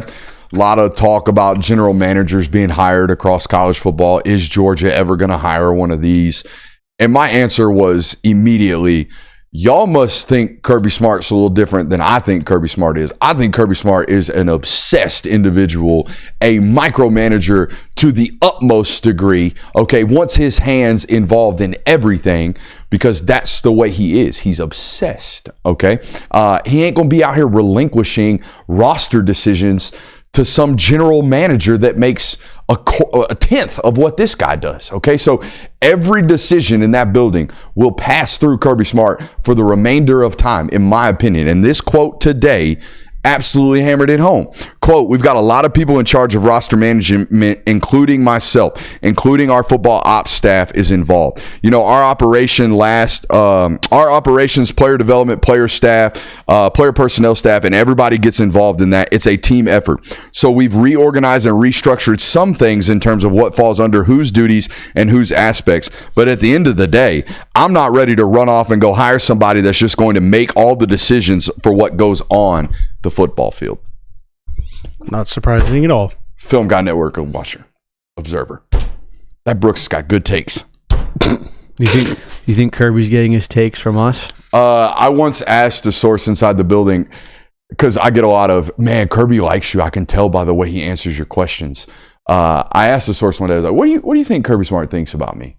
And the response was, I don't think Kirby has the time to think about what he thinks about anybody. He's a robot. He just goes on to the next task at hand. And there is never a task that ever says, hey, what's your thoughts on Brooks Austin? You know what I mean? Yeah. The job of make sure the media members aren't out there saying stupid shit never falls on Kirby Smart's shoulders. You know, too much stuff going on for him to worry about some slappy with 69,000 followers on Twitter. So. Kind of lied about the depth chart, though, if we're being honest. I mean, yes, I get why he did it. It's on par with Kirby Smart. Like, did you honestly expect a depth chart answer this early into the season? Like, of course he's going to tell you, we don't have a running depth chart right now. It's all very fluid. Obviously, if you know anything about football practice or the sport, like, that would just create absolute chaos at practice. Insanity. There's some fluidity to it. There is some system that you have in place, as opposed to who gets reps first, second, third, fourth. It cannot mean, who's your starter, second string, or whatever, but there is some form of a running depth chart right now. Has to be. I mean, we gotta have some type of organizational structure when we go out to practice. We can't just roll the ball out and say, all right, give me 11 guys, and then we just sprint to the death to find out who the 11 are. This ain't basketball. We actually have to have some structure. Now, where he wasn't lying is the idea that the depth chart is far more in flux during the spring for developmental purposes than it ever is. And the quarterback example, he was asked about the quarterback position specifically. I'll give you an example. In the fall, when we're getting ready Monday through Friday to play on Saturday, the starting quarterbacks get 95% of those reps. I told the guys before the show, if there are 70 practice snaps to take in a practice setting during the season, 65 of those snaps are going to the starter. We got to get that guy ready. He's playing. The 5 snaps dedicated to the backup are just to make sure he's somewhat involved during practice. During the spring, if there's 70 snaps available, 40 of those might go to the starter, 25 of those might go to the backup, and 15 of those might go to the 3. And the difference is, during the season, when the 2s go out, the 2 goes with them. The 2 quarterback goes with them during those 70 snaps, right? In the spring, it makes sense that we're going to give the 2 quarterback an opportunity to actually get snaps with the 1's unit, to see what he looks like with the best players available on our roster. That just makes sense in the sense that we're actually going to open up rotations during the spring so we can get developmental reps for the guys who are not going to get them during the fall. Yeah, you got to have some type of depth chart in order to all of this. Absolutely. Yeah, I mean, the worst thing you can do is not develop the second string. We've talked about this ad nauseum. Injuries are part of the game. Injuries are going to happen. You'd be remiss to have a situation where you're midway through the season, you've got your one who's gotten all the spring reps, all the fall reps, goes down, and then you throw this kid in who has played very little practice reps, has very little confidence in himself. You need to build that confidence up as well. So it makes sense. Now, we didn't play the Predict Kirbyism segment yesterday. We spent 55 minutes on the depth chart, which I don't think you guys were upset about. Seemed like that was good relative information and content for you guys to absorb as spring practice begins. However, I did predict one Kirbyism that I didn't actually predict because I didn't say it in front of a microphone, but I have my notes to prove it from yesterday. I predicted that Kirby Smart would 100% come to the microphone today and say something about the fact that we feel like we have more new players on our roster than ever. And that's exactly what he hit today. Said, quote, more new guys than ever, I feel like. It's a 33% turnover rate from this year to last year in terms of the new guys on the roster. And used to, he said that number was about 25%, which would make sense. We signed 4 classes, we have 4 classes worth of commits, a 5th for some guys who redshirt. Would make sense that 25% of the roster would deplete, if you will. Any other Kirbyisms?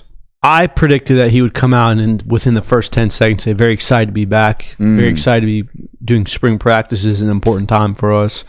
I mean, you've gotten to a point where if you watch a Kirby Smart press, you don't even have to be a member of the media. Yeah. If you've watched a handful of these pressers start to finish, you have a good idea of what he's going to say before he even says it. Good news, no limp today. I would imagine that's a post-practice limp. Off-season rehab, maybe? I'm going to text the source right now and say, was Kirby limping after practice today? Maybe he's part of that injury list, a little surgery. Little corrective rehab maybe for Kirby down there. We never figured out what the injury was, did we? Based on the limp, I would assume something shin down. Okay. You know what I mean? It looked like I'm just favoring this left side a little bit. Some tightness after standing for a while, which would indicate to me some type of ligament strain. Maybe there's a pre-existing injury from his playing career that's now giving him problems. Gotcha. After standing and walking around and mother effing everybody for 3 hours. I think my head would hurt more than anything. My throat would hurt. The screaming, bro? Yeah, I knew where you were going.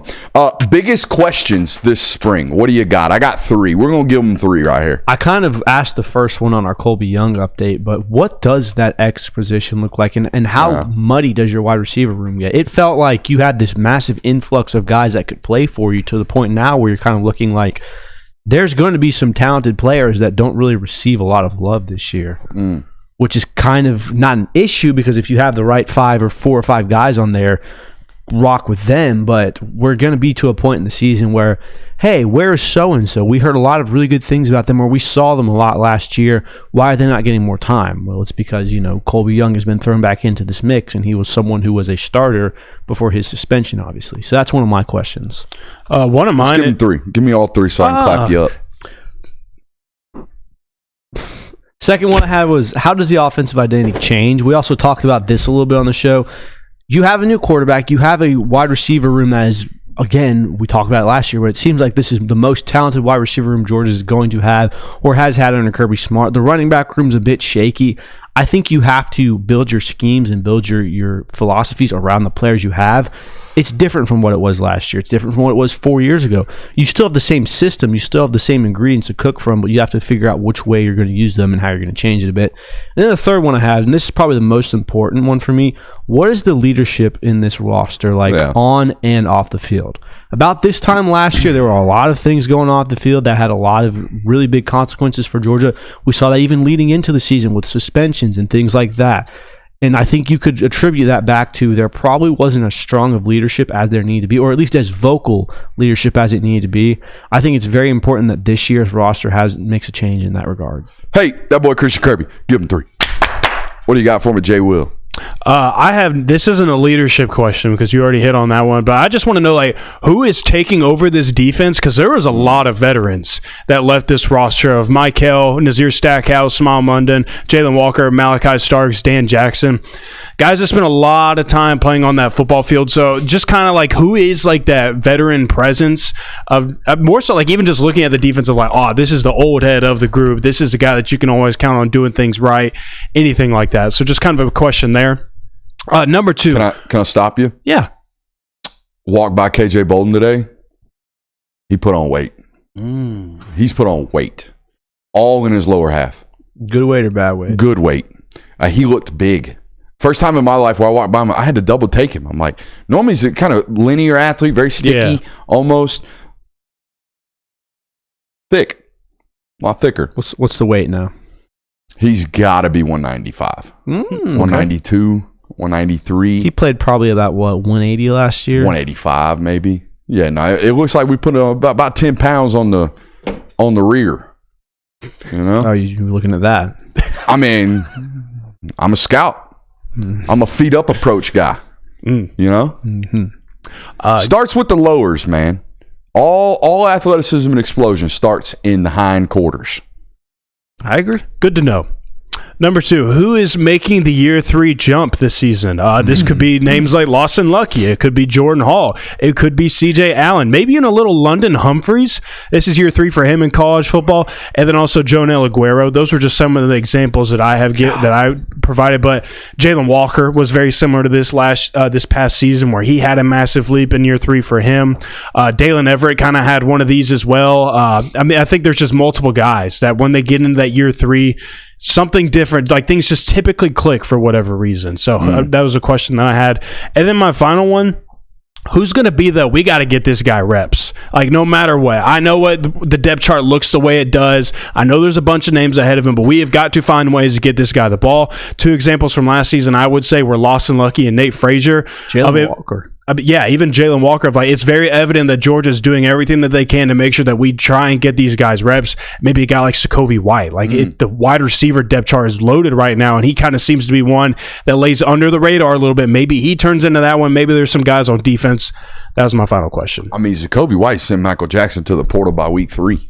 Yeah. Last year. A good football player. I think I said this last night. I think Sokovie has an opportunity to really almost demand playing time based off what he's going to do this spring because we expect Zachariah Branch to have some type of growth period with regards to picking up the playbook. I have a bonus question I want to ask. Who's the return specialist this year? Because there's a lot of interesting names. Zachariah Branch is one of them. I mean, we saw what he could do at USC. Yeah. But Zachariah Branch, I would imagine, is day 1 starter at punt return. Your kick returners are probably going to be Cole Spear and Zachariah Branch. But the interesting thing is that Kirby values just catching the football. Now, I know that's a bonus plus when you can be explosive with it and make things happen. To be honest, man, I don't think they've had – I mean, they would let Anthony Evans have a free reign to be a little more aggressive. But they haven't had this type of weapon with the ball in his hands returning punts since probably Isaiah McKenzie. Mecole Hardman. Mecole. But I mean, even they let Ladd do it, and Ladd wasn't anything. He wasn't bad, but he wasn't until his sophomore year where he had a drop kind of problem. He muffed one, and then they pulled him. Remember they threw Makai Muse back there. Yep. So I do think we're looking at a rotation of Zachariah Branch, Sokovie White, maybe Dylan Bell, maybe. I don't know if he's ever been a punt returner though. I feel like he's been like the hands punt returner before. Of like they're trying to pin us deep. He's been KR. Yeah. Hey, that boy Jay Will. Give him 3. All right, I got 3 right here. Number 3. Who is Georgia's best pass rusher? Good question. Right? Fantastic question. Who gonna get home on 3rd and 7? I don't know. I don't know right now. We better figure it out this spring. I think that's a massive question. And continuing that discussion, who's playing defensive end in Jack? Great question. I know Quintavious Johnson's ready to play this spring. I know Isaiah Gibson's early enrolled. I know Gabe Harris is out. I know Joseph Jonah and Jonier is going to be banged up this spring. Who in the world is going to be playing defensive end in Jack this spring? I think that's a big question that I'm interested in. And at the quarterback position, assuming that Gunnar Stockton is the guy that they're rolling with come August, September, October, November, December, can he layer the football? Now, I know that if I were playing a cover 1 football team, like Notre Dame, right, going into a first career start, based off them being a man-to-man football team, there's not going to be a lot of, hey, dudes running the grass, we got to throw up under or over and underneath defender, zone defender, and underneath the safety that's also bracketing the zone there, right? There's not going to be a lot of opportunity for that to be displayed. But what they highlighted in that football game against Notre Dame was, in my opinion, Gunnar Stockton is the most accurate and confident when he can throw the piss out the football. Mm-hmm. Okay, when he can throw it with 100% velocity, he's going to put it where he wants to. And that's not the case with every quarterback, but I think this is this guy's best trait. His ability to really, really throw the ball aggressively and violently into tight windows, that's when he feels his best. Carson, in my opinion, was a anticipatory thrower who could really layer the ball and put it where he wanted to when he made great decisions. I don't know what that looks like with Gunnar. I think we're going to have to find out, essentially. Interesting, too, to see if teams still feel like they can play man coverage against Georgia, because I think there's been times in the in previous seasons where, like Clemson, for a matter of fact, was not really one of these teams, and then all of a sudden, like teams go in and play man coverage when maybe they typically don't, because maybe they don't think that Georgia's weapons are that great, and they think they can man them up. So maybe this year that changes up things too as well. So I think it's interesting to have that discussion as well. I mean, it's very interesting to your point, like Clemson was traditionally a man football team, came out in zone this year against Georgia in week 1, like kind of a what the hell is this type deal. So I don't know if the added talent you have through the room, presumably, and I think that as the season went on last year, teams started realizing, okay, these guys probably aren't going to create as much separation. They've gotten some banged up. They've had some drop issues. We can probably man them up and things will be okay. So it's going to be interesting to see how defenses anticipate that this year. Boys, go ahead and give me 3. Appreciate you. All right. Some big recruiting news. Jaden O'Neal, not only the Oklahoma quarterback commit out of California, not only flying out here to spend 1 day on an unofficial visit, spent 2 days in Athens with the University of Georgia. I think it's important to talk about because I really do think Georgia and Oklahoma are in a really, really interesting position, one that they found themselves in 6 years ago? 5 years ago. 5 years ago with, players like Brock Vandagriff and Caleb Williams. It's not just Jaden O'Neal that both of these football teams are invested in and recruiting in and talking to and, evaluating throughout the quarterback process. It's also Bo Bentley, who we've talked about a good bit on this program. Oklahoma is heavily invested in the Bo Bentley recruitment process as well. So you have Georgia kind of pitted against one another, recruiting Jaden O'Neal and Bo Bentley against Oklahoma in the same process. And the difference here is Georgia's got a third quarterback involved as well. It's Jared Curtis. And I'm not telling you that I think Georgia is out on Jared Curtis. I think they're in a very good position, and they will be in a very good position all the way down to the wire whenever it is that he decides he wants to make a commitment. However, I think you'd be remiss. I think you would be ignorant would even be the word I would use. I think you would be completely lying to yourself if you haven't been paying attention to the moves that they're making recently on the recruiting trail that would ultimately indicate, hey, they don't feel necessarily great about this Curtis thing either right now. I feel safe in thinking that Oregon has the upper hand right now based on what I've A, heard, and B, the way that they're operating right now on the 2026 quarterback board with the addition of Bo Bentley in the last month or so and them pushing hard there with the Jaden O'Neal recruitment, with Landon Duckworth out there for Mobile as well. They are very clearly, obviously, making moves as backup plans right now for the Jared Curtis sweepstakes, which I think is a good decision. I don't want you in a position where you were several years ago with Arch Manning. No, I don't think you can ever be in that ever again. No, I mean, you were basically scrambling by 2023 because you didn't have the 4 quarterbacks you needed. You were going to take 2. Obviously, Dylan Raiola happened. Then you just immediately start taking bodies in the transfer portal, which haven't really panned out. Jaden Rashada is back in the portal after 1 season. Not officially yet. Oh, it's not official yet? Well, you remember he went. Yeah. He announced he was going in the portal. Didn't get no feelers. Nobody took him. I'm gonna hang around and train. I'll see y'all again in May. Hopefully you take me then. Right, but I think even at that point, the Jaden Rashada experience at Georgia has not been what people necessarily thought they were getting, and you don't want to be in that situation again. Now, they're not putting all their chips in on Jared Curtis like they did with Arch Manning a few years ago, but I don't think it's necessarily a bad idea to start exploring options elsewhere because I think it's pretty fair to say Jared Curtis isn't the prospect that Arch Manning was. Yeah. That's not saying he can't become the college quarterback that he was, but it doesn't feel like as much of a necessity. There's other guys out there that you could very well get. What's the MSRP on a Corvette? You're asking the wrong guy. For like a C8, or are you just talking like normal? Like, I'll put a Corvette on my Instagram. What's that cost? Upwards of $100K now. Like 110? About that, yeah. Corvette, Lambo. I see it in the chat already. I done had a quarterback with a sports car. I don't want another one. Yeah, it's about half the price of the other one, but he's still a high school kid. So, nah. I would honestly care. I'd rather have a C8 than a Lamborghini. Yeah. A lot of Corvettes lately I see on the highways out here. They're nice. They're fun. So, there's that. Now, I do want to ask this question, okay? We all assume Jared Curtis is going to be expensive, right? The number one quarterback, hands down. Everybody's after him. Oregon's in the mix. It's going to be expensive. On3 says it's about $3 million. It's the only reference point we got, unfortunately. That's where we're at right now. Zero transparency. It's what I talked about last night to open the show. We got one guy feeding us NIL information, and we just have to take him verbatim because he's the only guy willing to actually put it out there. So let's assume that he costs $3 million. Now, my question to you, boys, would you rather spend $3 million signing Jared Curtis or take that $3 million and split it up between players like Tyler Atkinson, Mark Bowman, and Jackson Cantwell? Split it up. Split it up because you've already proven that you can win a national title without needing the world's best quarterback. And you've also seen time and time again, you need talent around the quarterback to supplement it. Like as fine as Will Howard played towards the end of the stretch that season, you don't win without Jeremiah Smith.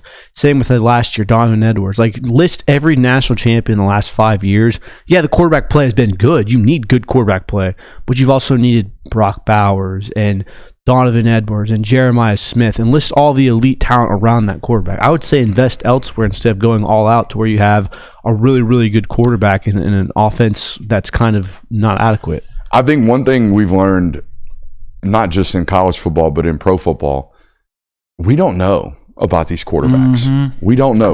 We can sit there and watch them throw all we want. We can watch as much film as we possibly want. But that is an intangibles position, okay? Everything in between here will separate between, like Jamarcus Russell's career and Tom Brady's career, right? It was all here. It had nothing to do with physical traits. Because if it was all physical traits, Jamarcus Russell would have been a Hall of Famer, okay? So we know this about the quarterback position. What I feel in my mind's eye about watching and observing Tyler Atkinson since he was 14 years old and knowing what I know about the player that Mark Bowman is, I have no doubts in my mind that Tyler Atkinson and Mark Bowman are going to be absolute difference maker for at least 2 years when they get to college. Exactly. I know that. I in my heart of heart, if they bust, I would be shocked. Okay, they're going to be great players. Now, Jackson Cantwell and offensive tackles in general, I put closer to that we don't necessarily know with regards to the, like, similar to the quarterback position. The hit rates are much higher at tackle, but it still feels like every once in a while there's 5 stars that never pan out at the tackle position. I don't feel this way about guys like Tyler Atkinson and Mark Bowman. I think those guys are going to be all SEC caliber players the moment they get on the field. Well, let's put it this way. It's been 5 years since the best quarterback in college football won a national title. Joe Burrow? Yep.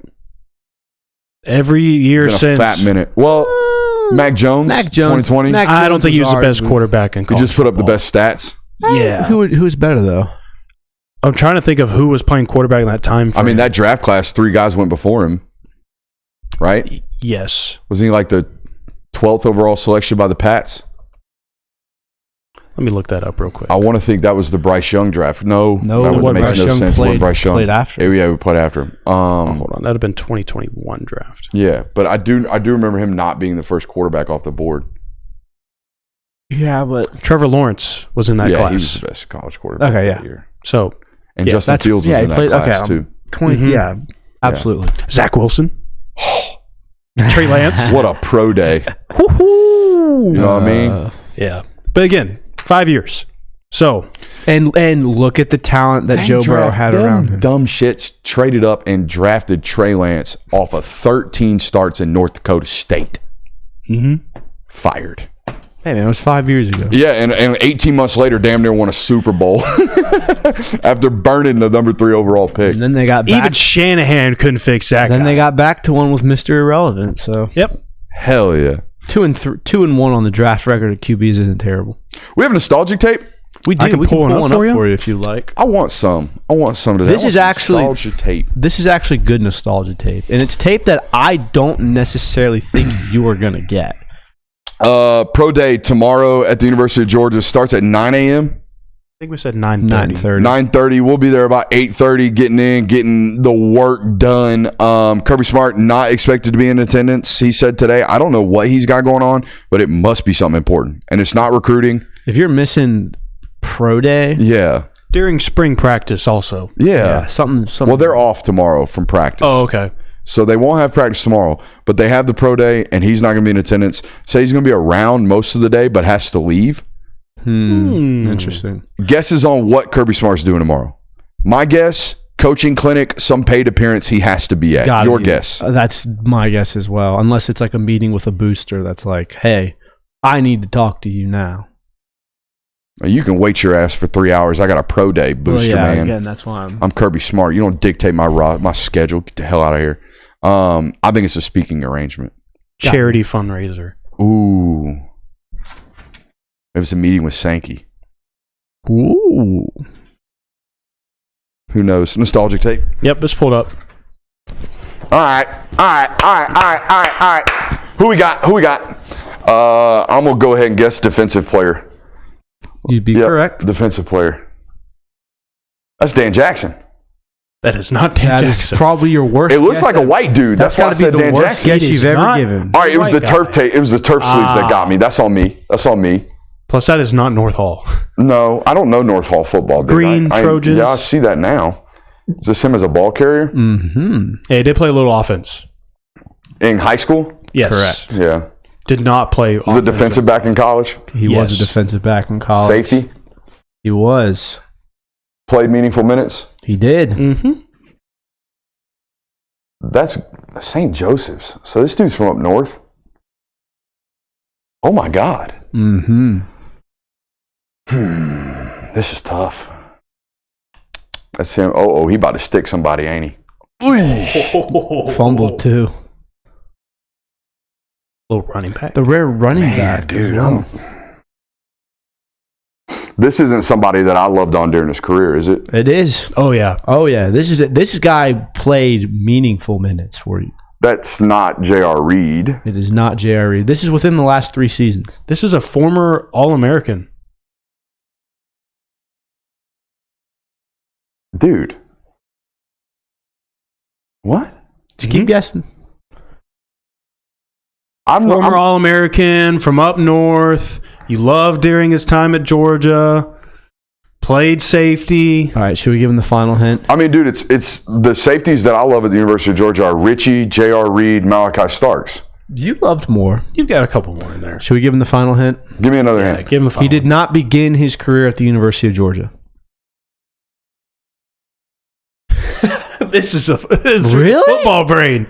This is total football brain. Let's just see how long. He was a rookie this season. Yeah, just got drafted. And he didn't start his career at Georgia? Did not No. start his career at Georgia. You know this, dude. No, I don't. I'm gonna throw a microphone after you tell me. You though. absolutely know this. Who is it? No, I don't want to tell you. I'm not gonna You make it got to that get easy this yet. one, dude. Okay. Blade Star. That's not Tyreek Stevenson, is it? Or Tyke Smith, is It it? is Tyke Tyke. Smith. That's Tyke Smith? Tyke Yep. Smith.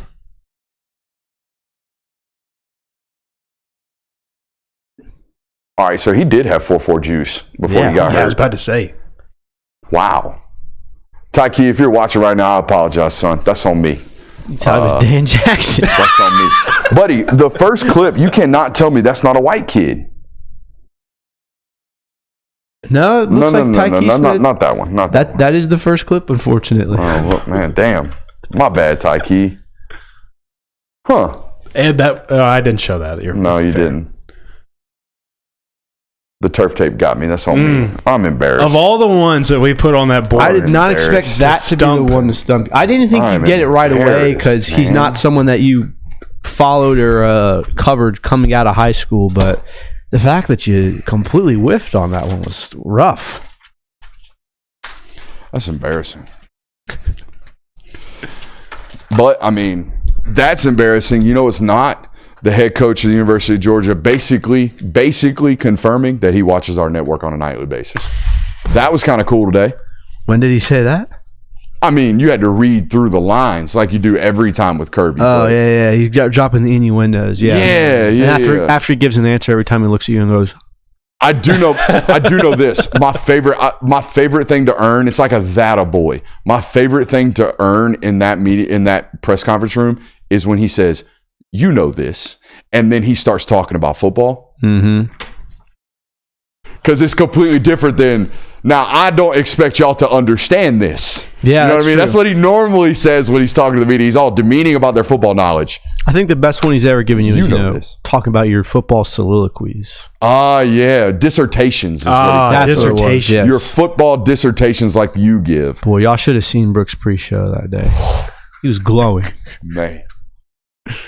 Oh, man. Acknowledgement of football knowledge is dope. Oh, yeah, pretty especially fun. from that guy. Yeah. You should have seen the look on the face of the SID today when I was like, hey, Stretch might have to come by because I'm going to be out of town a couple times this spring, going to other football programs and sitting down with their coaches to learn more ball. And the guy looked at me like, the fuck? Who's letting you in the room?